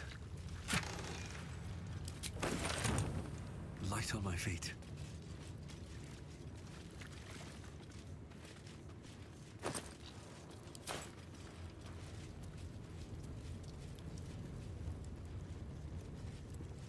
And this is what I meant, that you don't have to worry about searching these things now. Search them after everybody's dead. Save you a lot of trouble when you don't have to worry about whether or not they're looking at you.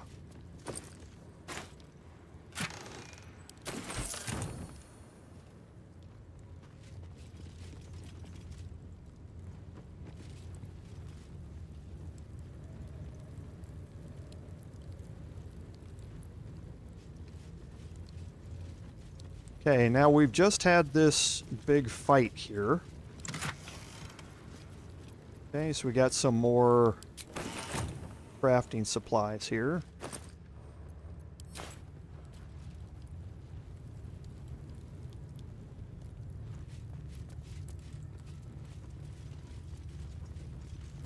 Okay, so we just had this big fight here. We did get enough to level up. So let's go ahead and take care of our level ups here.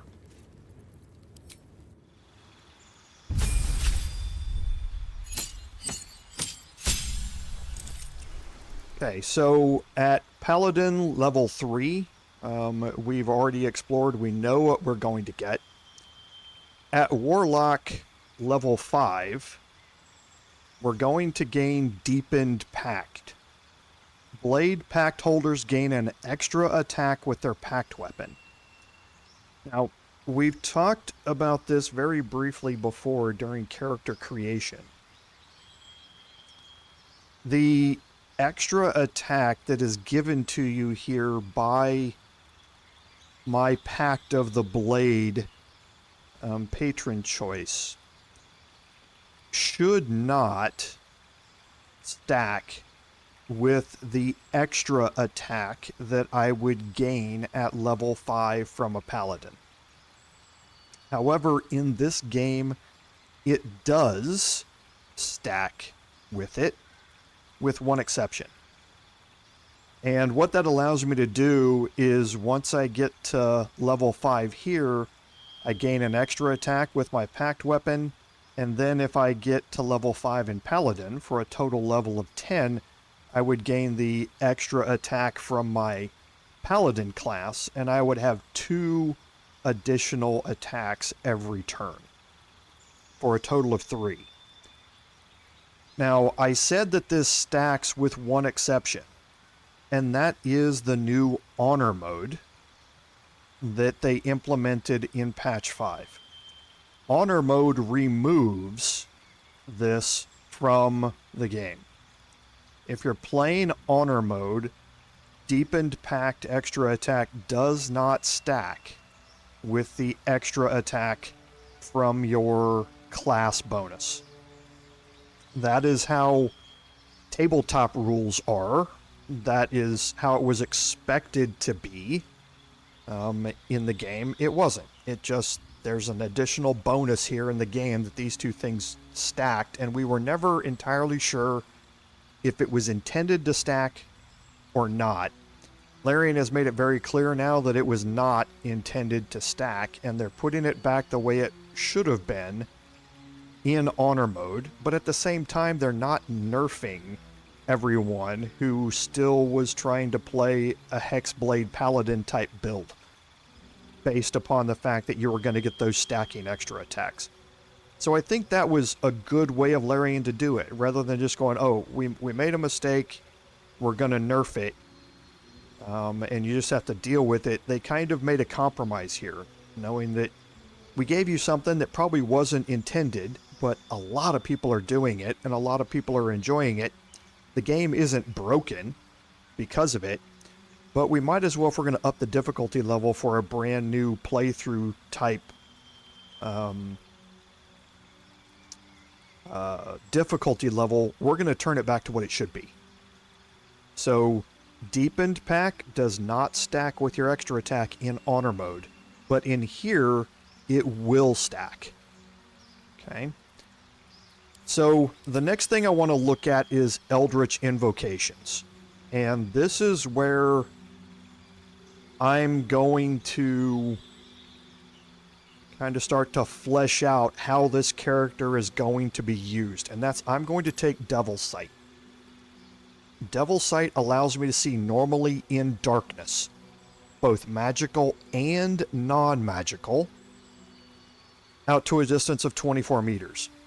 So what this is going to allow me to do is if I'm standing in darkness, or if darkness has been cast in front of me, I can make my attacks as normal without disadvantage, without being blinded.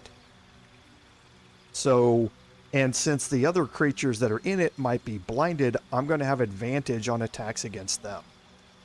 So now I can start to flesh out how I want to play this particular character by using the darkness spell to my advantage. And the intent isn't really that I use my paladin to cast darkness. The intent is that I have another one of my spellcasters cast it. And in that instance, right where we were, where I can stand in a choke point and everybody has to come to me, and they can't get past me unless they Misty Step, that's a great place to cast darkness on the doorway. That way, they can't shoot ranged spells. They can't make ranged attacks through it. They can't see past it. They're blind when they're in it. And they can't get past me, but I can still see to attack them. So those two combinations of things, the Eldritch Invocation, Dark Vision, and the Darkness spell, can really be used in concert to plug up a choke point and fight against much higher powered and much more numbers of enemies to your advantage. So again, I'm not going to take darkness here for myself. I'm going to be relying on Gale to cast darkness for me instead. So I need to look at what I'm going to do with my new spell slot here. And some of these are fairly straightforward, I think, but a big one for also plugging up that area in front of me is the Hunger of Hadar. So we've seen how useful this is on a warlock, and being able to cast this in front of me in that choke point and then have that darkness there also not impeding me is going to be a good thing. The only difference here is that I can't stand inside of Hunger of Hadar like I can the Darkness spell. But, again, I can cast them both. I can cast Hunger of Hadar out in front of me, and then I can cast Darkness on top of me through Gale or somebody like that, and I can really start making that that spot work for me. So as far as the rest of these spells go, I think we're probably still okay. I'm not using Armor of Agathis. I probably should be using it more. I should just use it right off the bat as soon as I wake up to cast it on myself. I just haven't been doing it. So I think I probably need to be utilizing that a little more. So I think I'm going to stick with that for now. We'll probably change out some of these once we start adding in paladin levels as we go.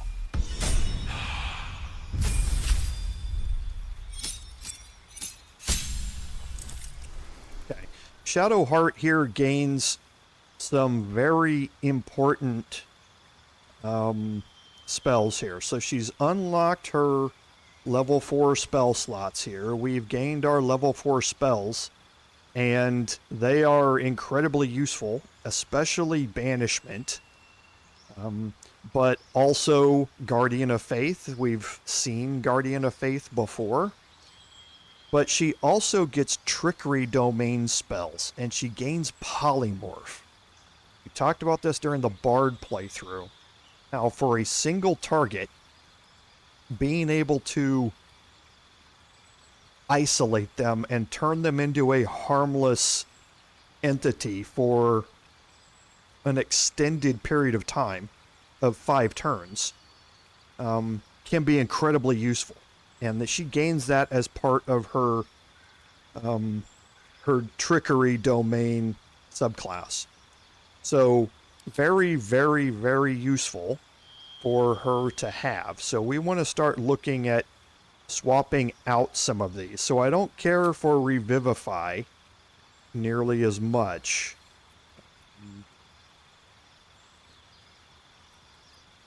So we're going to take Banish here instead. I think the rest of them are still good.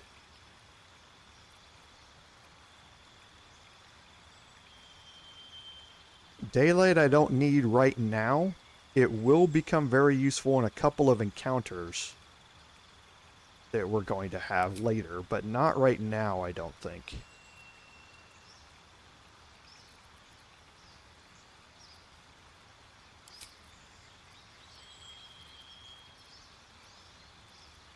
Okay, and I think that'll work.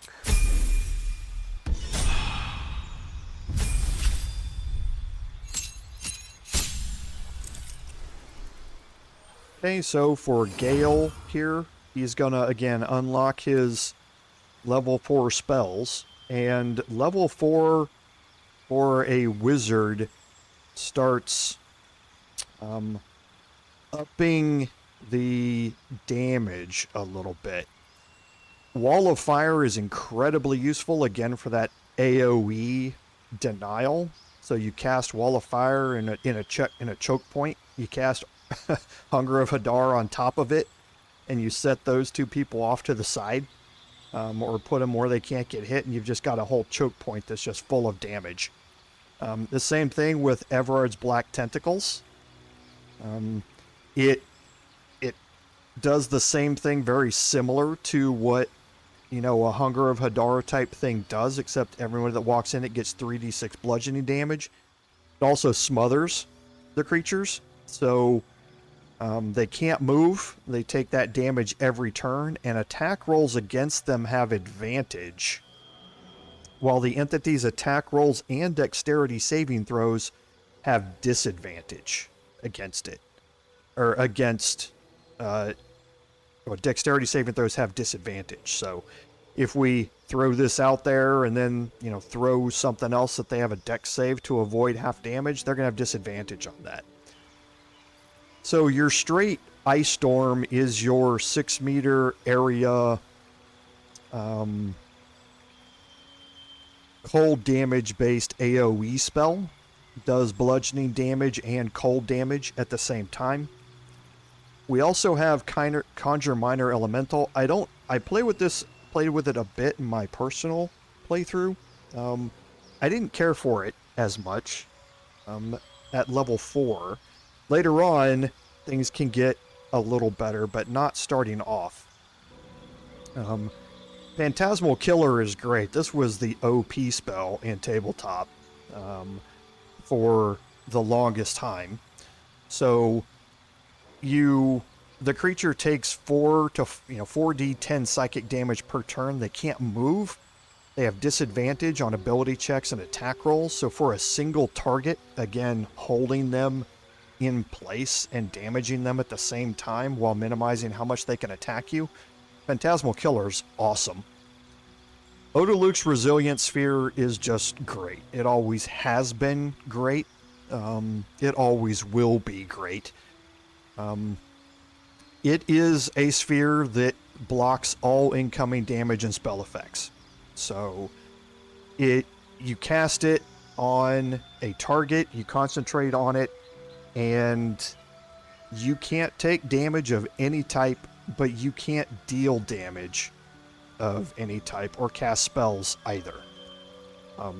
It's one of those things where you can cast it on somebody to soak up damage or to avoid when you're surprised, kind of like Sanctuary does, before you go into a combat that you know that's going to happen. It's just, again, really good. So the things that I tend to focus on here, I did not pick up the darkness spell previously, and honestly, I don't know if I have darkness here or not. I don't know if I have a scroll of it. Let me see if I have a scroll of it first.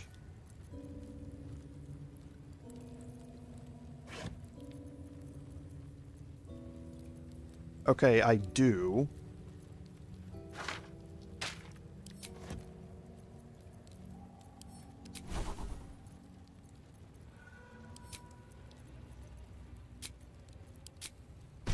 Okay, so that's probably a good idea. Before I do that, let's go back to Gale. Let me work my magic.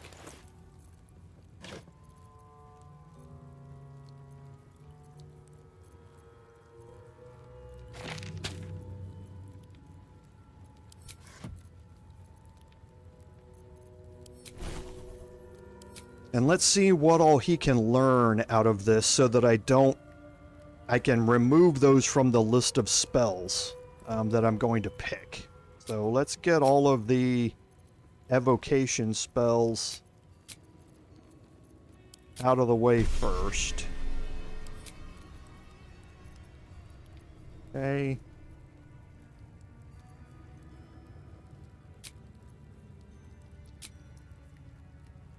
Some of these don't really matter at all. But I've got enough money that I'm not too worried about them.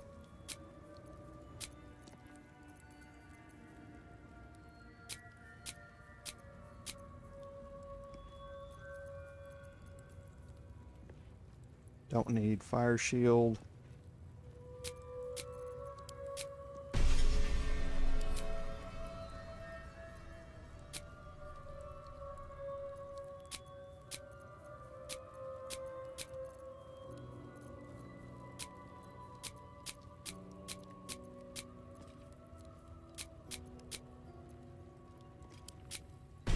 Okay, now let's level up Gale.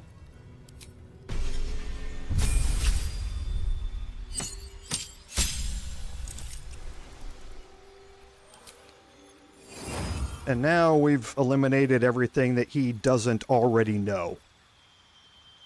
So I'm going to take Wall of Fire. That's guaranteed.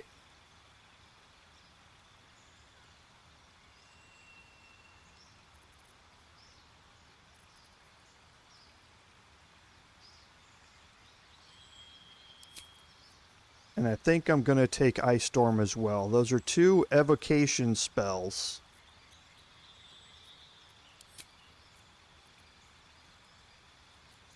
So here I'm going to leave counter spell. It's probably time to get rid of these two. Put on Lightning Bolt instead. Get rid of Melfs. Going to add Darkness in here. Going to add Firewall. I'm going to remove Ice Knife and add that in. So yeah, I can save level 1, all my level 1s for Magic Missile. That's fine. Level 2s are kind of overloaded. Level 3s, I'm saving it for Counter Spell and Firewall, I guess, and Lightning Bolt too. So I think that's a good distribution there.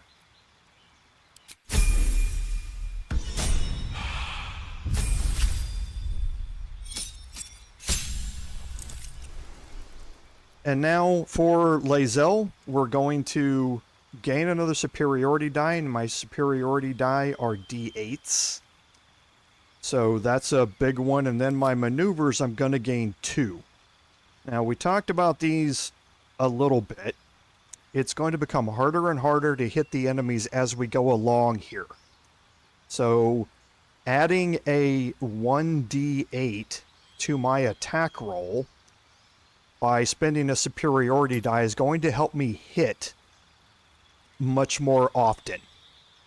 So something you definitely want to have active to be able to do. As for the rest of it, as for the second one, it doesn't really matter as much. However, there are some options that are going to help you gain additional to hit and things like that. So distracting strike, all of your allies are going to have advantage on their next attack roll against that target. Evasive footwork, so for the next round, all melee attacks against you are going to have disadvantage against you. Feinting attacks, you get to pick a target to deal or to attack with advantage and deal additional damage while you're doing it. It uses both your action and your bonus action to do that. So you have some options here on how you want to do this. So I think I really like Riposte.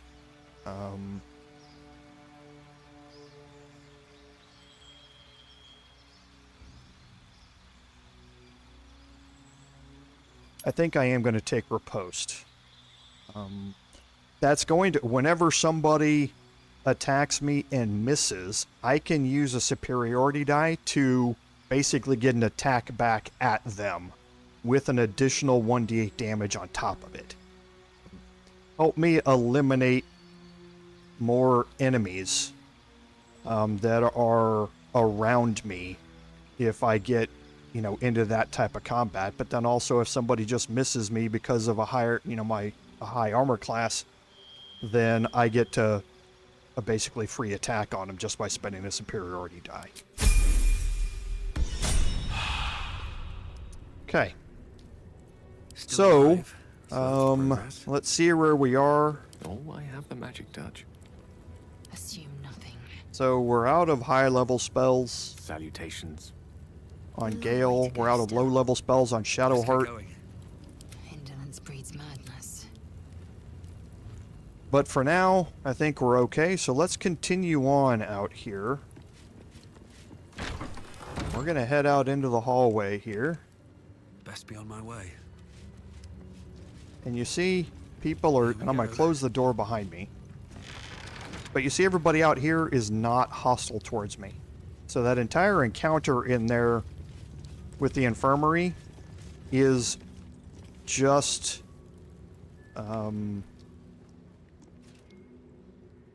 limited to just the people inside the Infirmary. So you don't have to worry about it carrying over to anywhere else. Now, the last place we want to go in here is to head over and talk to, or follow the Inquisitor's quest. And that is on the other side over here. This way.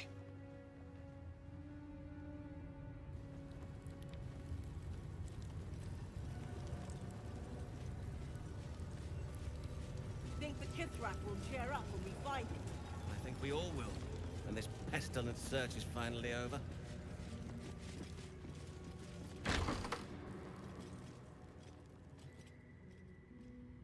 Please, Chitrai, I can explain.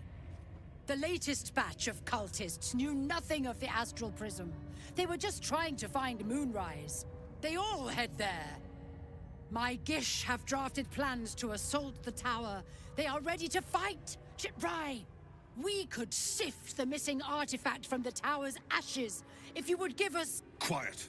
Find the astral prism, Therazin. My patience falters. Yes, Chitrai. You heard him! Go! Do as she says. She remains your Kithrak. For now.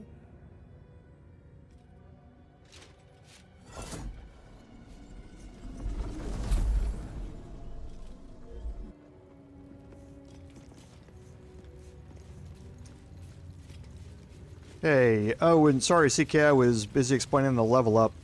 What are the differences between that and Sanctuary? A couple of key ones. One, Sanctuary, a person under the effect of Sanctuary can still be damaged by AoE spells. So if someone casts Fireball at a group that you're in, Sanctuary does not protect you from AoE spells. The other thing that I haven't actually tested in the game yet is whether Sanctuary protects you from surfaces that are on the ground and things like that. Like if you walk through fire, Odalukes will protect you from that, but I don't know if Sanctuary protects you from surfaces or not. So you could walk through a poisonous gas cloud and that sort of stuff with Odalukes, and it wouldn't damage you. I don't know if Sanctuary does that or not, honestly. I haven't tested that part enough to know with Sanctuary. I've just used it for damage. Okay, so now here, I'm going to split my group. Whatever comes, I'm ready. I must keep going. I'm going to put Shadowheart over here.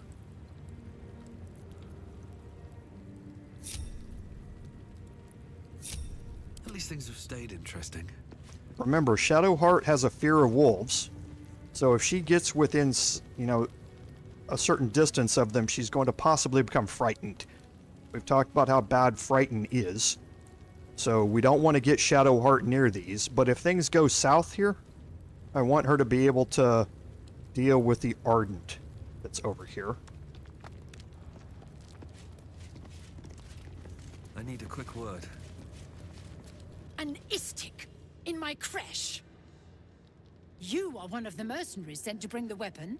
The istik is with me, honored Kithrak. So noted. But my question goes unanswered. Do you bring the weapon? Don't tell her anything. Okay, so your dream visitor doesn't want you to tell her anything here. So there's a few options on what needs to happen here. We're gonna not mention it for now.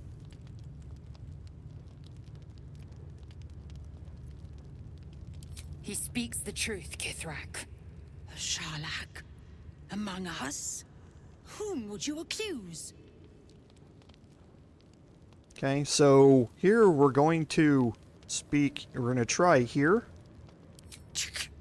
Vague allegations and undue demands.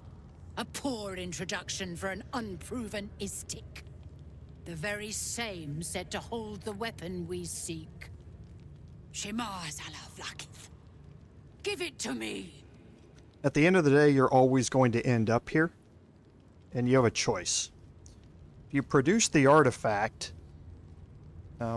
it's not going to go to her. Well, it's going to go to her, but it's going to snap right back to you, and she's going to let you go in and see the Inquisitor. If you say, I will not, you're going to get into combat here, and you can have this fight right now. You can also have this fight later, so I'm just going to produce the artifact for now. No, no!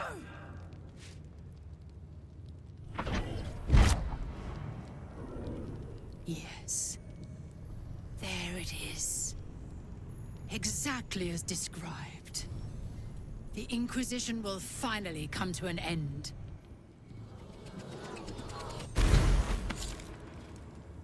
Sva! Trickery? Heresy? How did you... You manipulate it when I cannot? You are forbidden to leave. Report to the Inquisitor at once. Deliver the prism. Do not try to leave, or it will be your death. Okay. Another step forward. So now she's going to go over and she's going to unlock this for us. The Inquisitor awaits. Follow the corridor. So now we'll head in here. And again, take note that you are in a non-fast travel area, or you're in a non-save area, so you're not going to be resting, long resting while you're in here is what I mean. This place is even yeah, you can't fast travel out. So now that you're in here, you need to be managing what you do and how you do it. It's never been that simple before. I don't know why it would be now.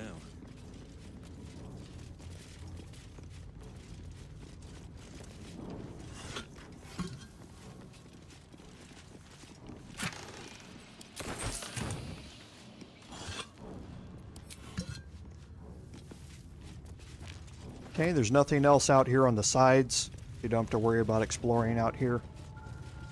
We can head back up the way here, and there's a pouch here we can search.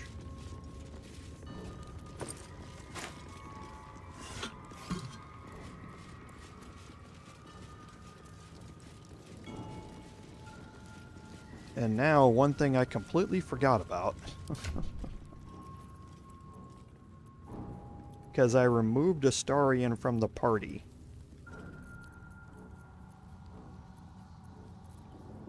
And he's the person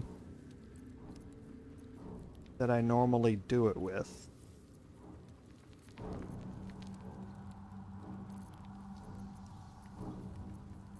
Okay. Yeah, I don't... Okay, I have a scroll of it, though.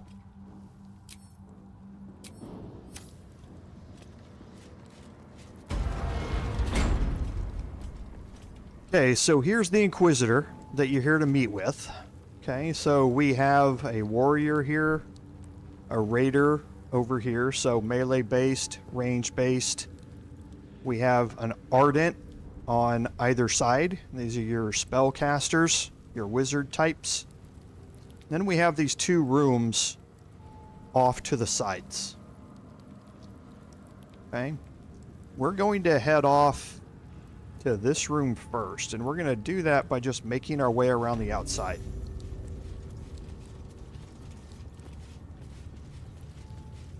Ah, our esteemed guest. Please approach. We have much to discuss. Okay.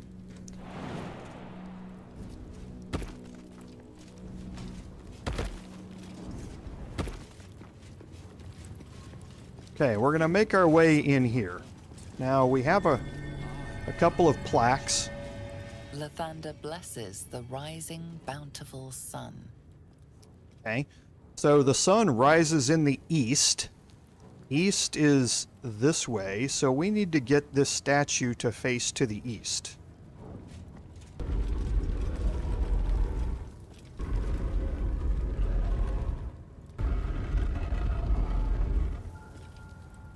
Okay.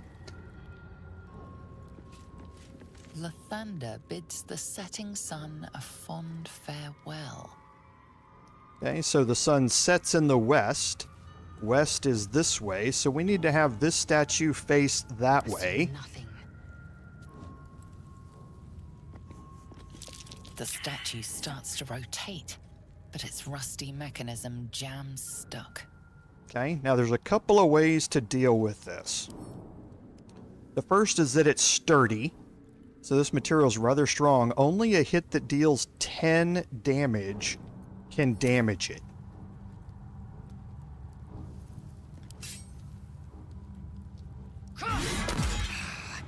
Again.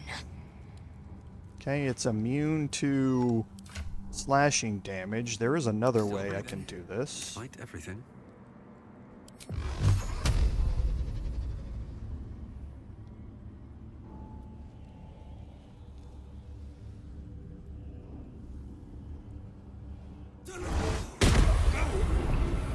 Nearly had it. Okay, so neither one of those rolled high enough on the damage. Yeah, it did damage 8. Okay. Nearly had it. if you damage it enough, then it will be able to rotate. The other thing that you can do is you can throw a grease bottle at it, or you can cast the grease spell on it, and that will do the same thing. They actually mentioned that in the book that we found with the monks up in the monastery, that they were greasing the statue and it almost turned all the way around. So there's a hint there about how you can interact with this. But as long as you damage it, you get past that damage threshold once, then you're good. At the ready. Okay, so now we're going to make our way here.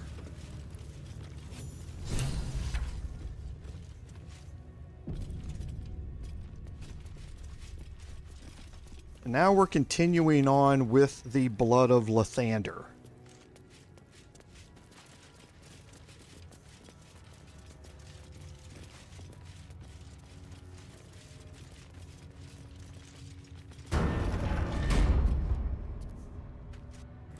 Remarkable that this stayed hidden all this time. Okay, so now we're in this secret chamber. We have some quest updates. So we did complete the Creche there. Or we did complete using the Zaith'isk there. So we need to continue talking with the Inquisitor, which we're going to do in a little bit. Lae'zel believes the Zaith'isk was tampered with, and here's the Blood of Lathander. So we moved some ancient statues and a secret passageway opened, and some very elaborate traps block our path. And as you look at this, you see that there's this glowing force field here. As you look around, there's a plaque here. If thou readst this, trespasser, turn back, lest your life be forfeit. Okay. And we also have this glowing thing over here on the edge, and it's labeled energy source.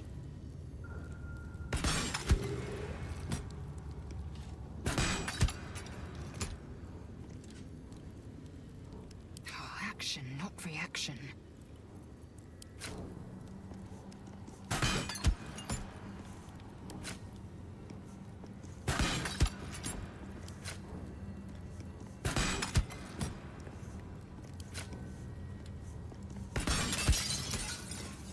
Okay, so now you learn that knocking out the energy sources is what knocks out the force fields around the gates. Okay, we're going to toggle our group here. And now we have these Dawnbreaker devices. And you can see they're emanating a cone out in front. So probably not the best idea to step through that cone. Okay, we see there's another power source over here. But we can also see that there's another way up here. Proceeding.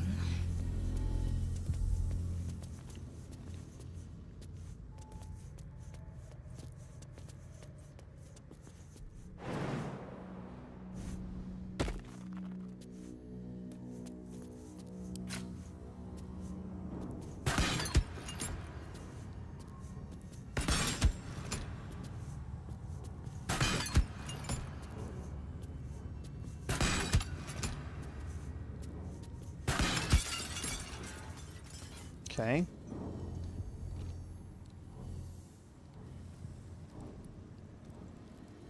And now we're going to make our way down here.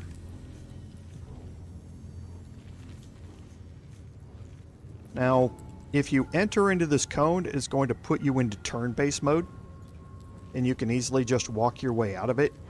You don't necessarily have to do that, though. You can just jump past it. And it's not going to hurt you either.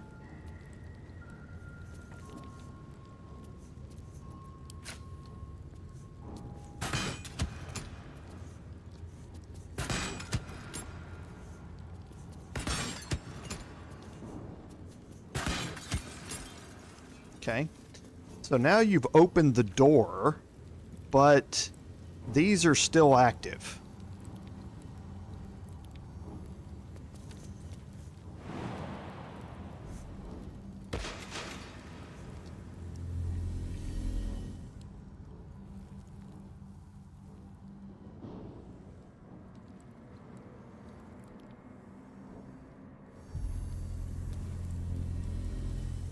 That's interesting. I thought that one was the one that did it. I want to go look at something here.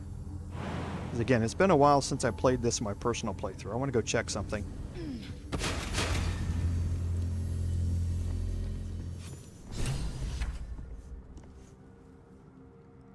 Because the nearest one's here, right?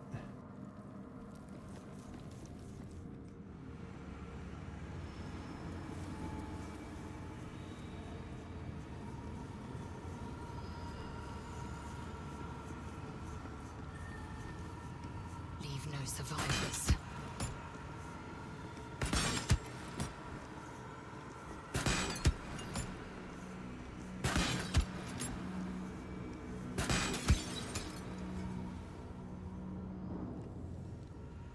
Okay.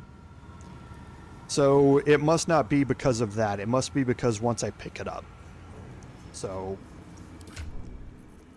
remember, we have the Dawnmaster's crest here. So we can go up, let me make sure that's in our inventory. Yes, it is. So we have a crest panel here we can interact with.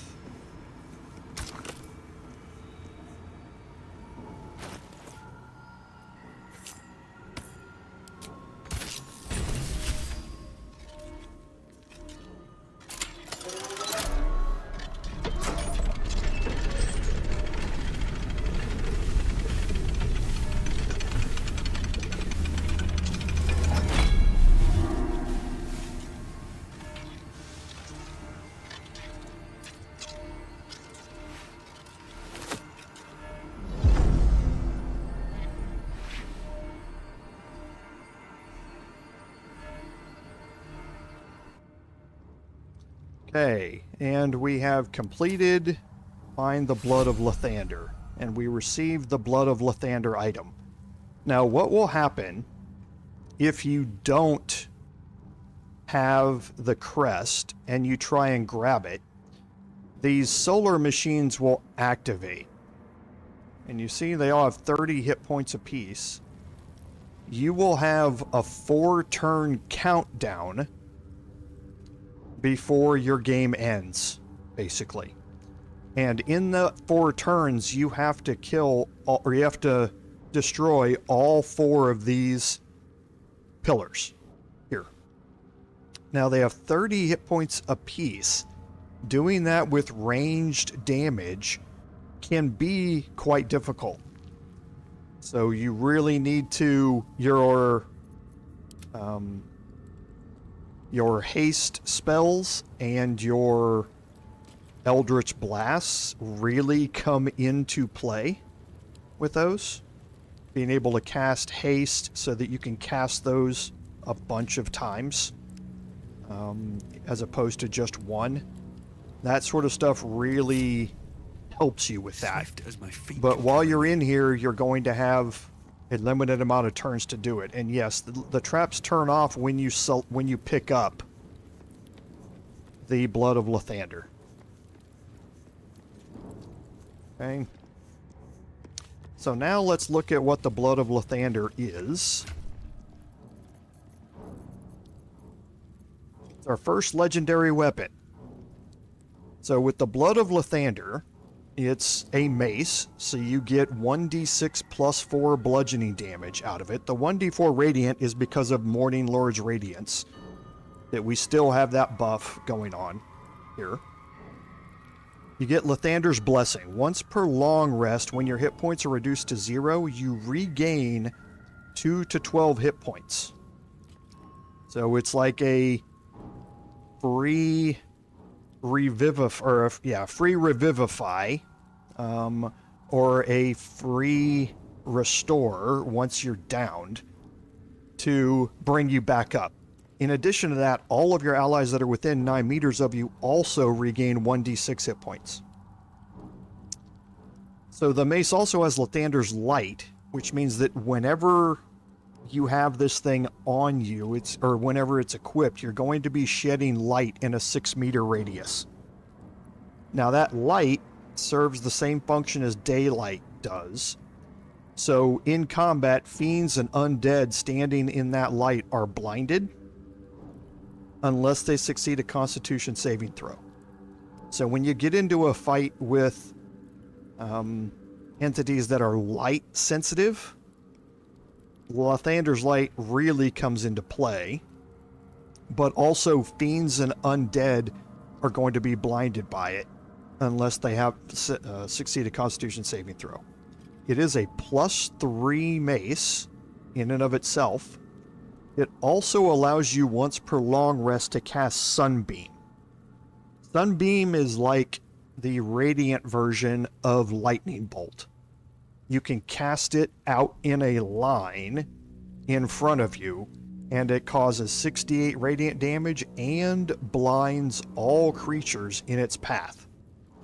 So you have a dexterity save that goes along with it, but on save you still take half damage from it. So now the question comes in of, where do I want that to be? Who do I want to use it with? It is a +3 weapon. Don't forget that. So in and of itself right now on my Paladin, it's going to do 6 to 14 damage. It would do, without Morning Lord's Bless Radiance, it would do 1d6 +4. Valar Alluve, wielding it one hand, does 1d8, but that +5 is just because it's my packed weapon. If I remove that and add that additional bonus onto Morning Lord's, or the Blood of Lathander, you'll see what happens. So right now, Valar Alluve does 7 to 17 damage. Blood of Lathander does 6 to 14.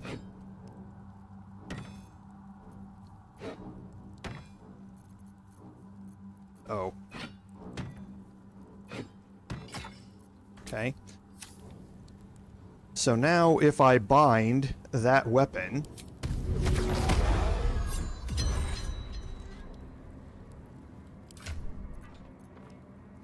now I do 11 to 19 damage with that. So I went from 6 to 17 to 11 to 19. So I've gained a huge boost out of the bottom end and still gained a +2 on the top end. Okay. So the bonus to being downed and reviving you is great. I also get that from being a half-orc. Lathander's Light is good against combat with fiends and undead. It can be bad if you're trying to obscure yourself. But then Sunbeam is another action that's available to me where I can cause some serious damage to a bunch of people if I would like. Now, Valar Alluve, being a finesse weapon, I'm going to look at other opportunities to utilize that. It's too good in and of itself to just throw away. The ability to have yourself be surrounded by a bunch of targets and all of them taking an additional an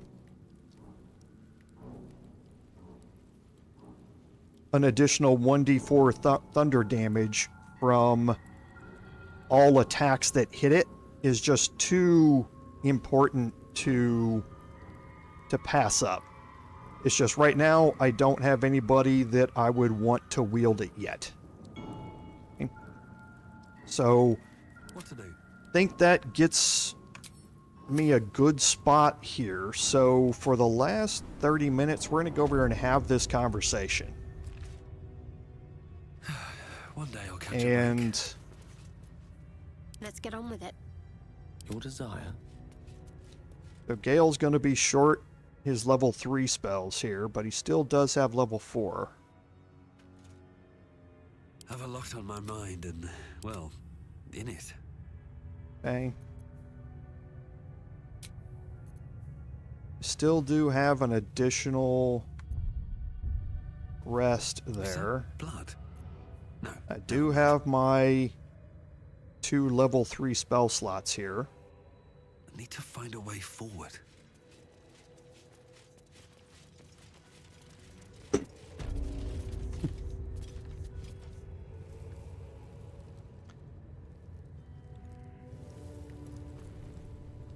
Okay, so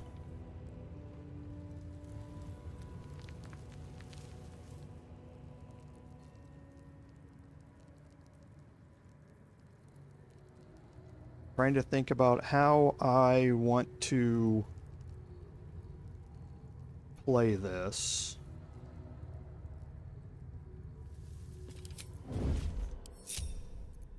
Ready for anything.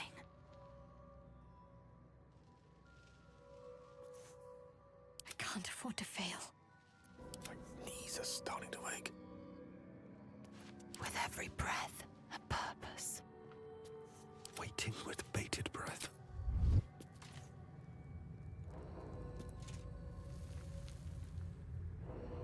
What comes now?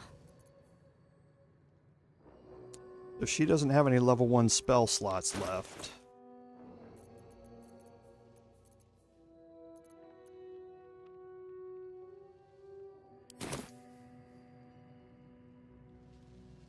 Okay, you know what? Will ever believe Instead, very well.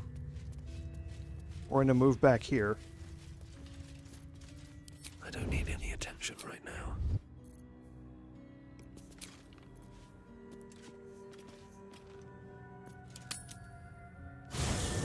We're going to take a long rest here, and we're going to give up the Morning Lord's Radiance buff.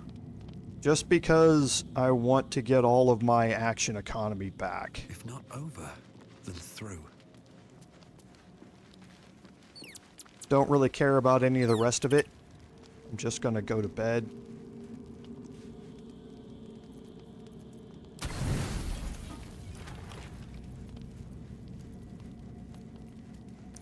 Probably best if I just don't auto-select anymore.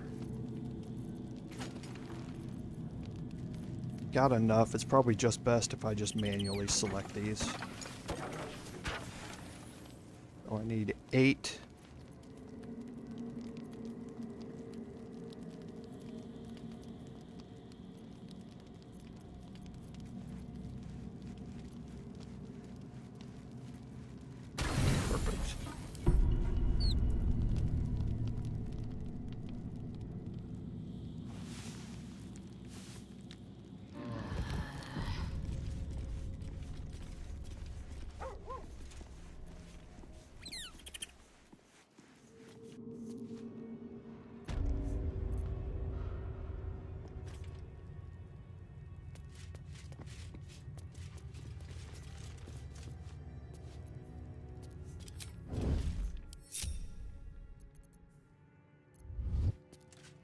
Can't afford any mistakes.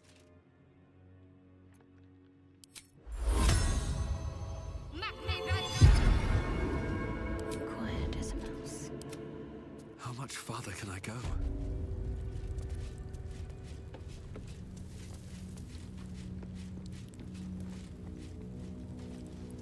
Something's on my mind. Vlaakith's power is endless. Interesting. My Ardents reported that an Istik survived the crashed Gith slave vessel. You have accomplished much since. I'm pleased to finally meet you. I heard there is so much goblin blood on your hands that it soaks their children's nightmares. To business. I suspect you plucked something precious from the Gith ship. Something that belongs to us. The weapon. Give it to me. Don't do it. The weapon is how I protect you.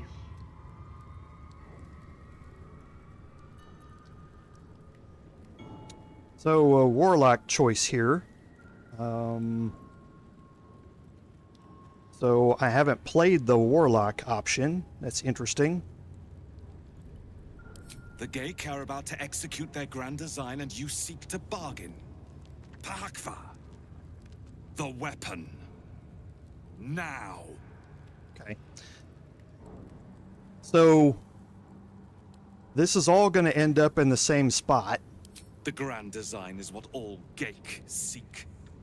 The restoration of the Illithid Empire, which spanned the entirety of the multiverse. For centuries, their elder brains sought to bring back their dominion. Every plot they hatched, we stopped. But now they are close to succeeding. Never before could they pause ceremorphosis. Never before could they let the infections spread undetected. You saw the thralls gathered on the Geik ship. Imagine that everywhere. Wants, needs, choice. All would cease to be. Everything rendered unto the Geik. So, the weapon. Please. Don't give it to him. Then your illustrious adventure ends here. Hitazif! Creche, Yillik, with me! Okay, so it was always going to end here in this way. There's no other way out of this. So now I have a fight on my hand against some fairly high-level Githyanki here. So what I'm going to do is drag them back here.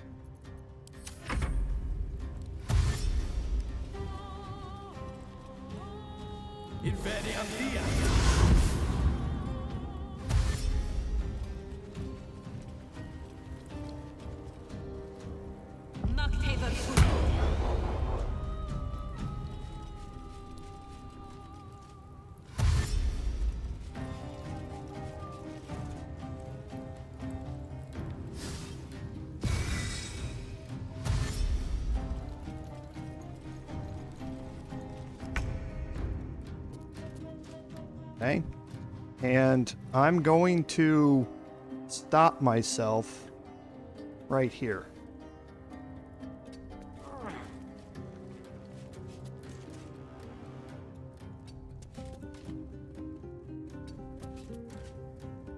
Okay. Now, as far as everybody else, I'm going to wait until they get at least one turn closer here.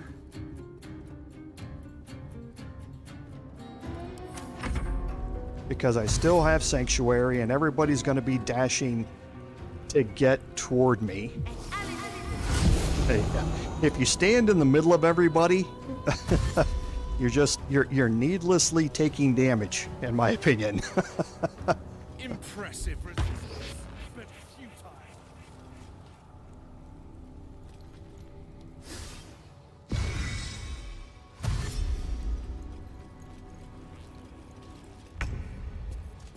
Okay, so I do have Mind Steel links. So I've got a -2 penalty on my armor class, and I'm vulnerable to psychic damage. So I don't want to allow that to continue much longer because I want to get my armor class back up where it should be. And why is my weapon not listed as a packed weapon?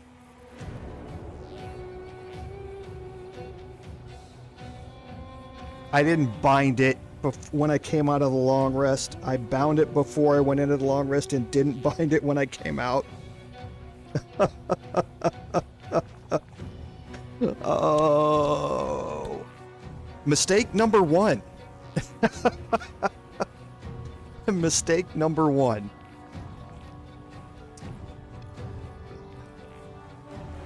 Okay. So in that case, I want to bring Shadowheart up here with me.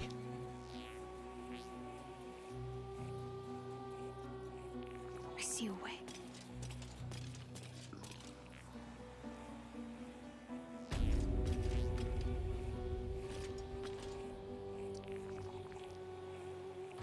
Big mistake. Big mistake. Okay. Because what I'm going to do is... yeah, thanks, Lord Henry. I appreciate it. El Scorcho did a good job of it a couple of live streams ago. But yeah, this one was all me. Okay, well, maybe I can do it with her. Let's put Shadowheart into combat. Okay. Never a dull moment.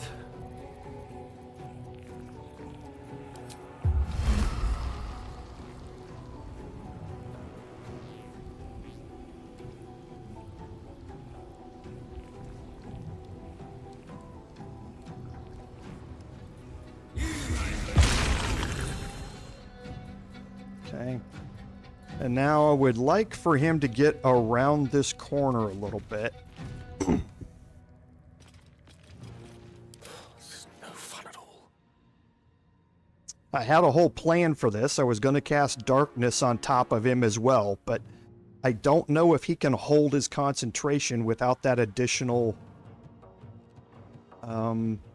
bonus to armor class there. So I need to get rid of Mind Steel Link, and then maybe I can put him back in play. Okay, so we're going to hold these two back again for now. I won't give in.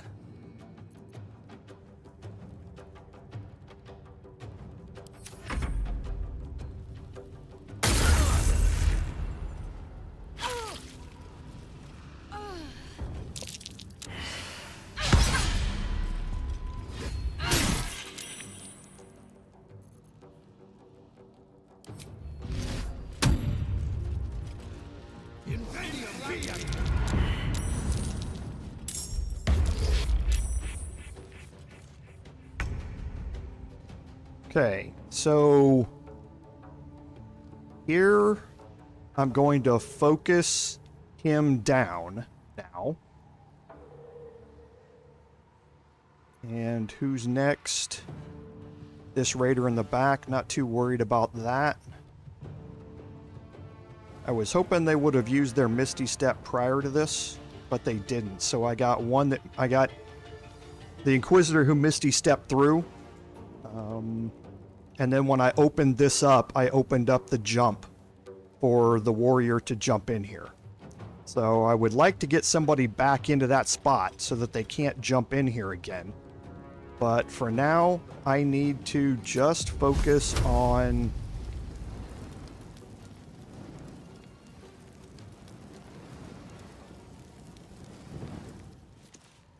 this, and I really want to break his concentration, but I think I'm gonna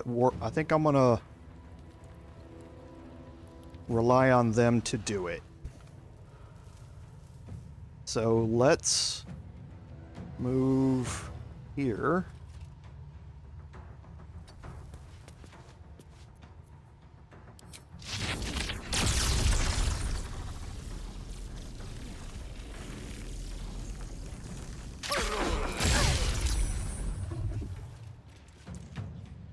Okay. So he's got 30 left. He's going to get a ranged attack. Okay. So now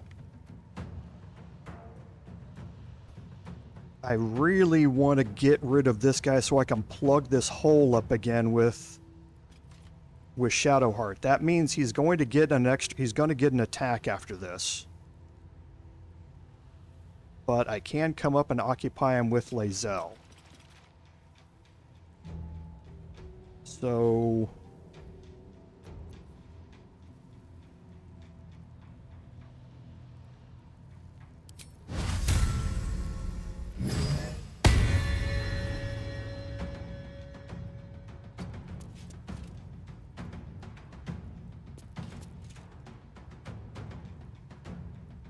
you know, I could move here.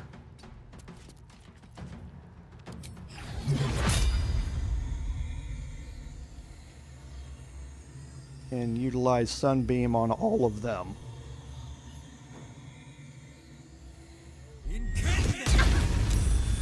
Okay, so that eliminated him entirely.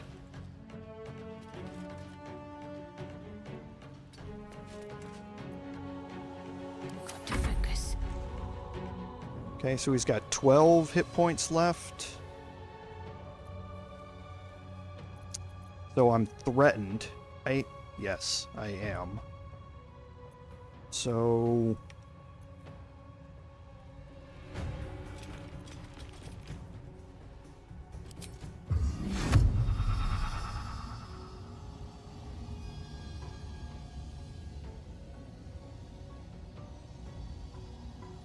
that wouldn't really do any good there.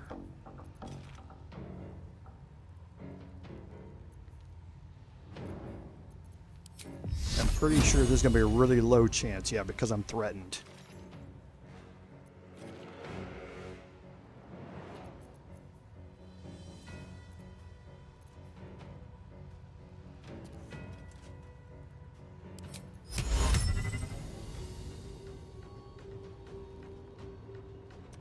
So that's a wisdom saving throw. He's got a +3 to his wisdom checks.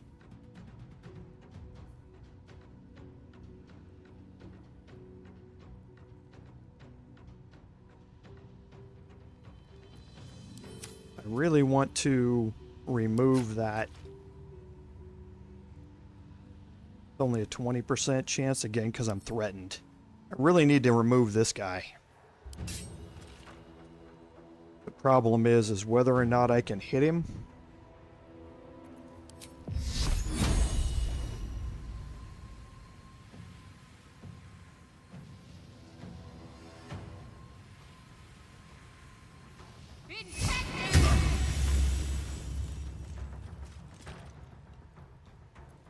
Okay. So now who's the Ardent in the back is going to get his chance now? He's the one that's back here, right? Yep.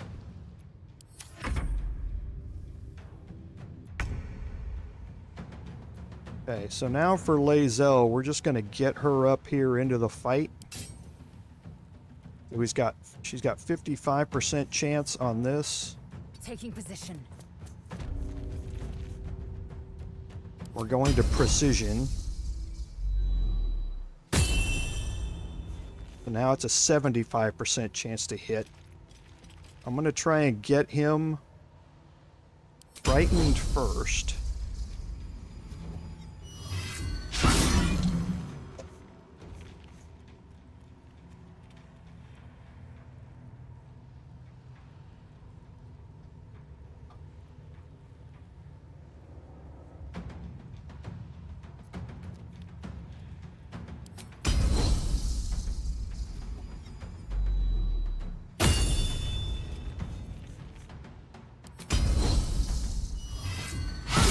Oh, come on. Are you kidding me? You're absolutely killing me.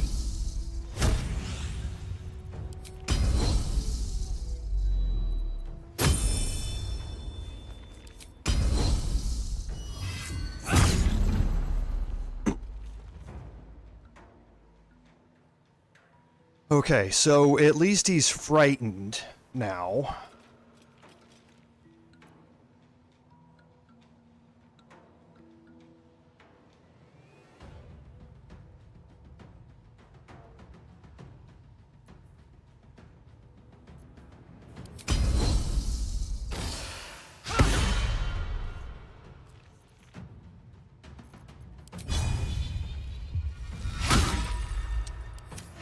just the world's most horrible rolls.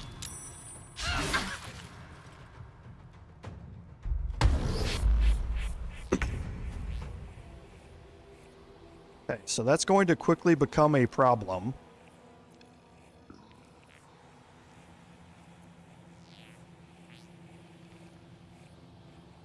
So let's go ahead and get out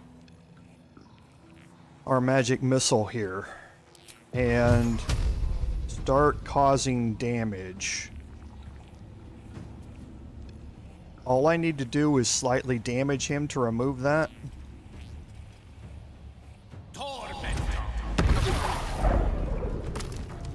Okay. So now I'm hoping I'm going to be able to plug up that hole again. Hunger of Hadar is still up. That's good.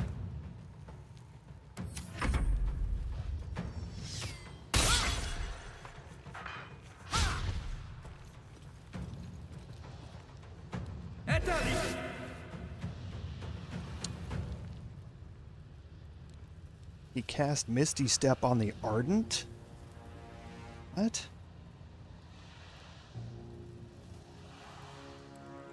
It doesn't make any sense.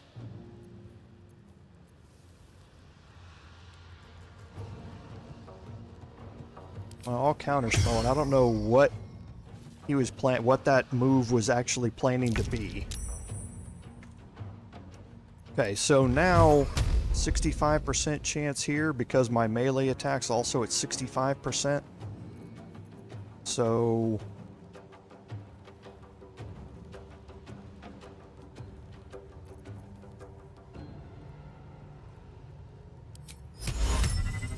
35%. He's got a +1 bonus to his saves, to his charisma or to his wisdom intelligence saves. So I think at 65%. Oh, I rolled a 23. Nice.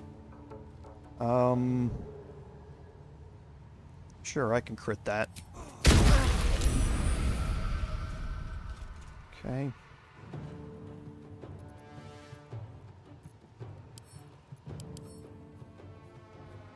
So he's still frightened for one more turn.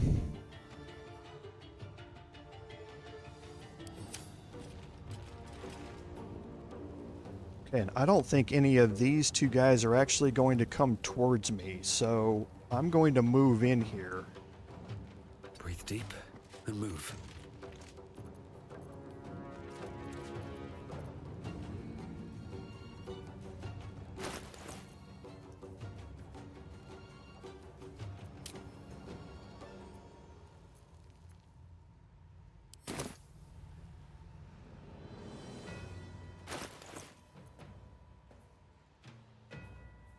Okay, I'm still threatened, but my armor class did go back up to 20 because Mind Steel Link is now gone, so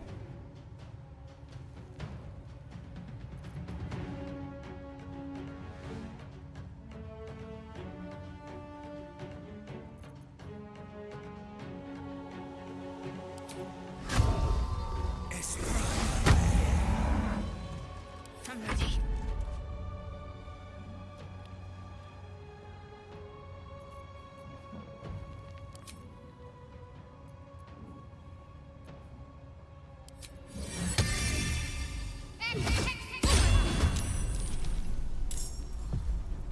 now what's my chance to hit here? 55%? 70% here, and this would renew Radiating Orb. Yes. So now he's got Radiating Orb again for 3 more turns. So he's got a -3 to hit now because of that.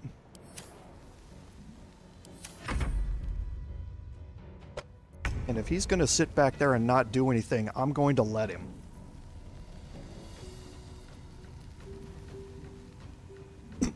Okay, now I really want to get this thing to hit.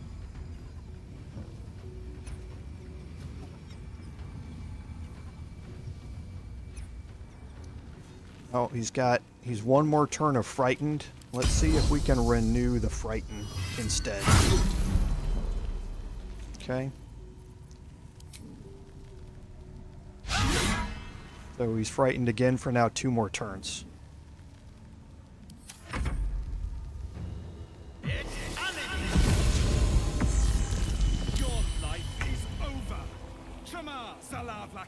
No, it's not really over. So this has probably got a low % chance to hit just because of his high. So let's actually up this.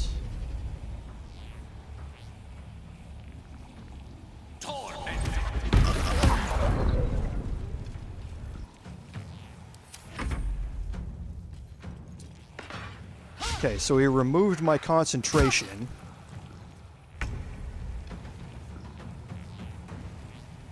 On Hunger of Hadar. No. Another fight. Let's go.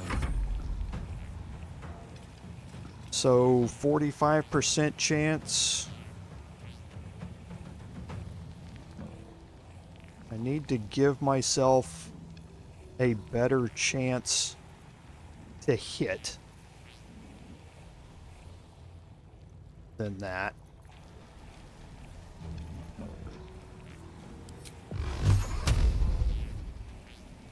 Let's get Shadowheart instead. Give up.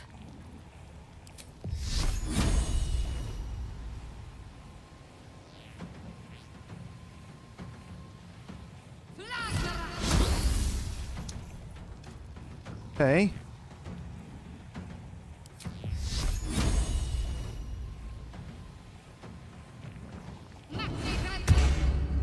We're gonna cast that on Lae'zel. Time to push my luck again. So now here I'm going to cast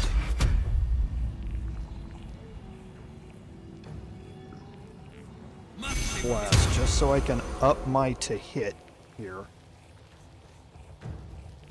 Best be on my way.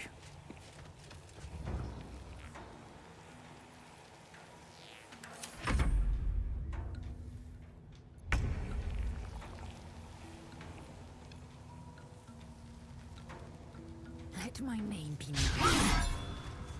She just can't hit to save her life.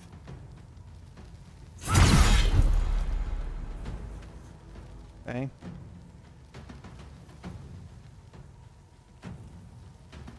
I'm gonna move her out of line of sight.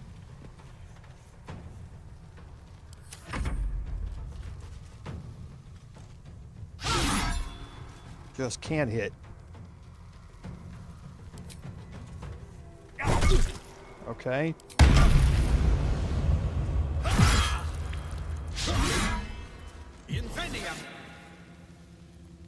Where are you going? Did I tell you you could leave?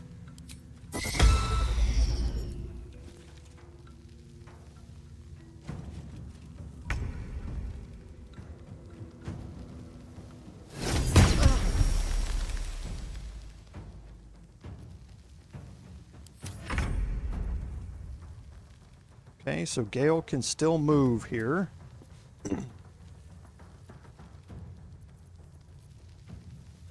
Is it 32?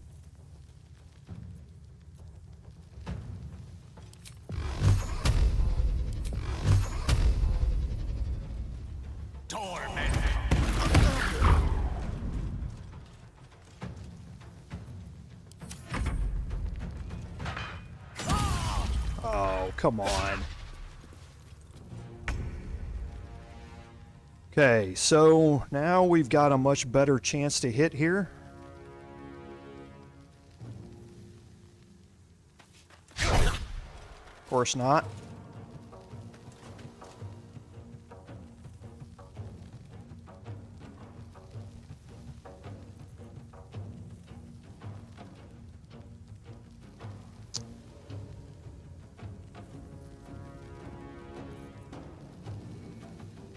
What should I do?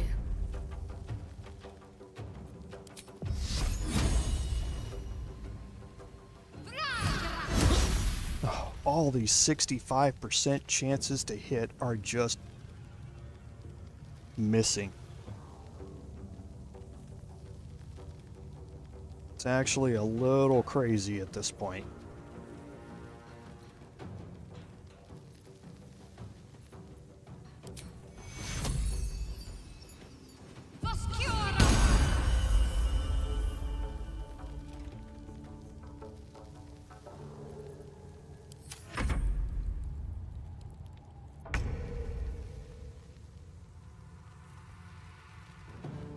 Let my name be known.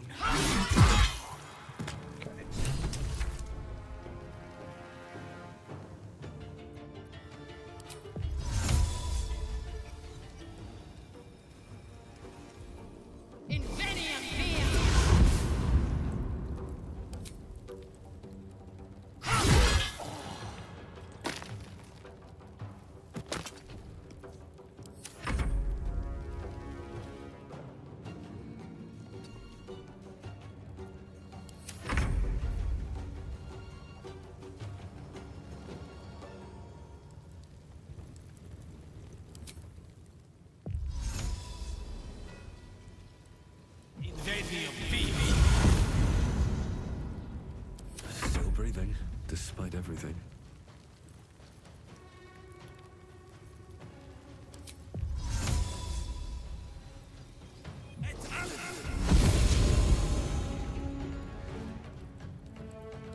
On my way. Should be out of line of sight there. Let's end this. Got to press on.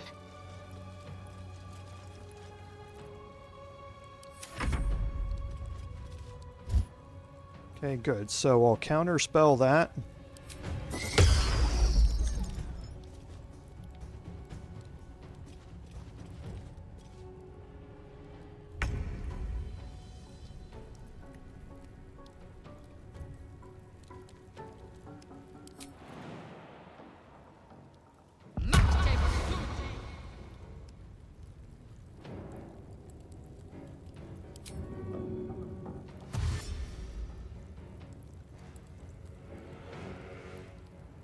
On the move.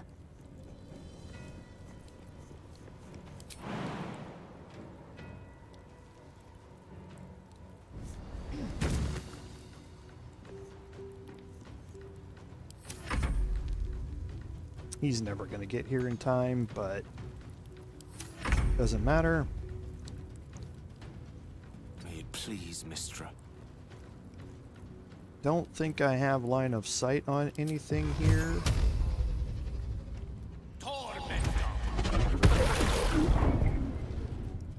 Blood comes easy these days.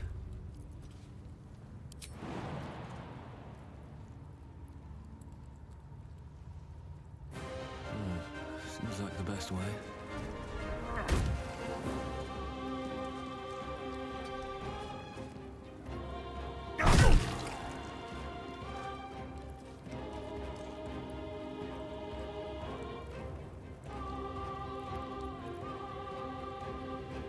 Talk to me.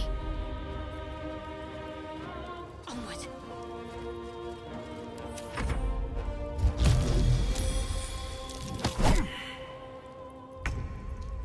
Nice try, though. Good game. Good game. Inquisitor Wargas was potent. We are impressed.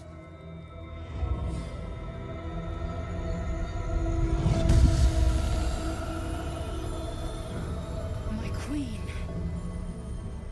Skathzai. You are permitted to look upon me. You are invited to kneel. The Deathless Queen has spoken. You will obey.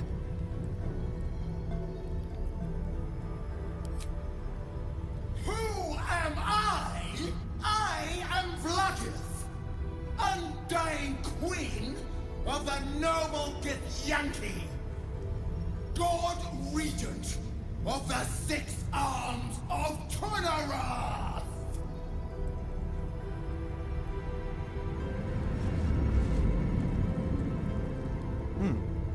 Your choice of Wonder what happened to the allies graphic is there. most vexing. They do not become you, Lae'zel. Chma Zala Vlaakith. You know me. Erlon of Kalir speaks most highly, as did Alchaya before. You seek purity. I may yet grant it.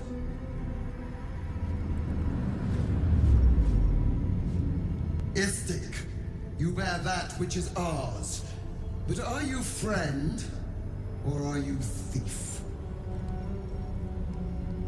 Yeah, it's definitely the game. It's definitely their rendering of this exterior cutscene here that involves the characters. That other one where her face was clear was a pre-rendered thing. This involves your characters, so it's rendered on the fly, and something's happened in the game here to mess that up.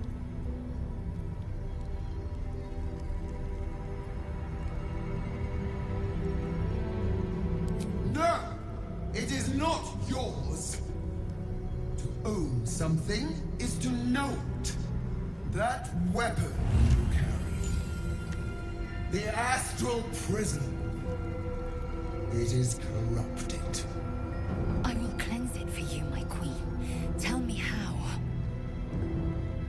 There is someone inside. Their mind is warped, broken, a blight. They are an agent of the Grand Design, sent to sabotage the astral prism.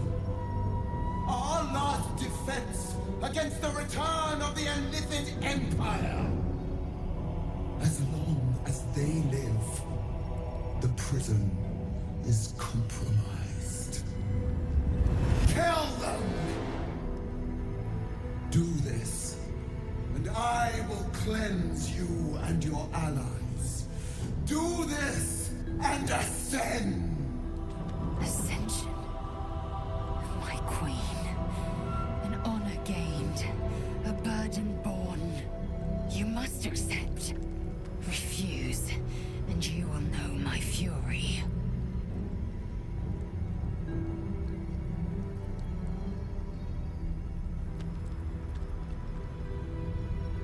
Perhaps I misheard. You would not speak ill of a god, would you? Do not test her. She will be our ruin. You can continue on down this line of antagonizing her. However, you will get a game over. And be forgiven. Use the Planecaster's power to enter the artifact. Be wary of the creature's lying tongue. Cut it out if you must.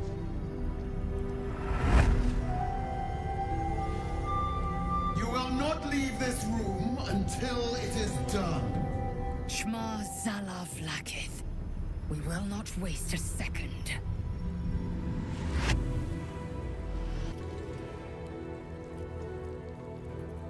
Hey, so... Wonder if the gods are watching me. And the absolute first thing I'm going to do?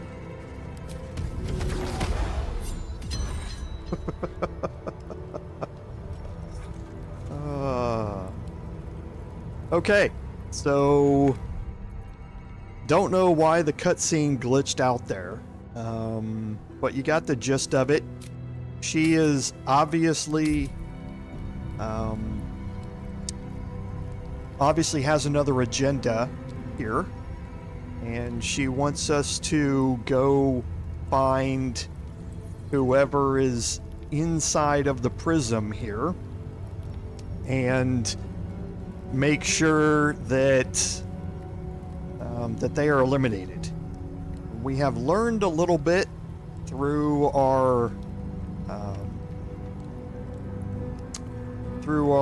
explorations and our readings about who might be inside the prism, but we are going to explore that at the start of next week's live stream. So this is a great point to end it here and a good place to start it next time. So again, and thank you both Lord Henry and Dave for the reminder. Keep it up. I hope that all of my chat screams at me to bind my weapon after every long rest. I love my chat for all the hope you guys give, so I certainly appreciate it. So, again, as always, I'd like to thank everyone for being here today. Without your support, none of this would be possible. Remember, as usual, on Wednesday evening, we're going to have the Starfield live stream, and then we will be back here again next Saturday for our Bard live stream, followed up by the resumption of this Paladin live stream for Baldur's Gate 3. So please, if you're interested, check the About tab in my channel, and you'll see those streaming times. But with that being said, again, thank you all for being here. I love my chat. I love all the interactions you guys give. And with that, I will say, until next time, fare thee well.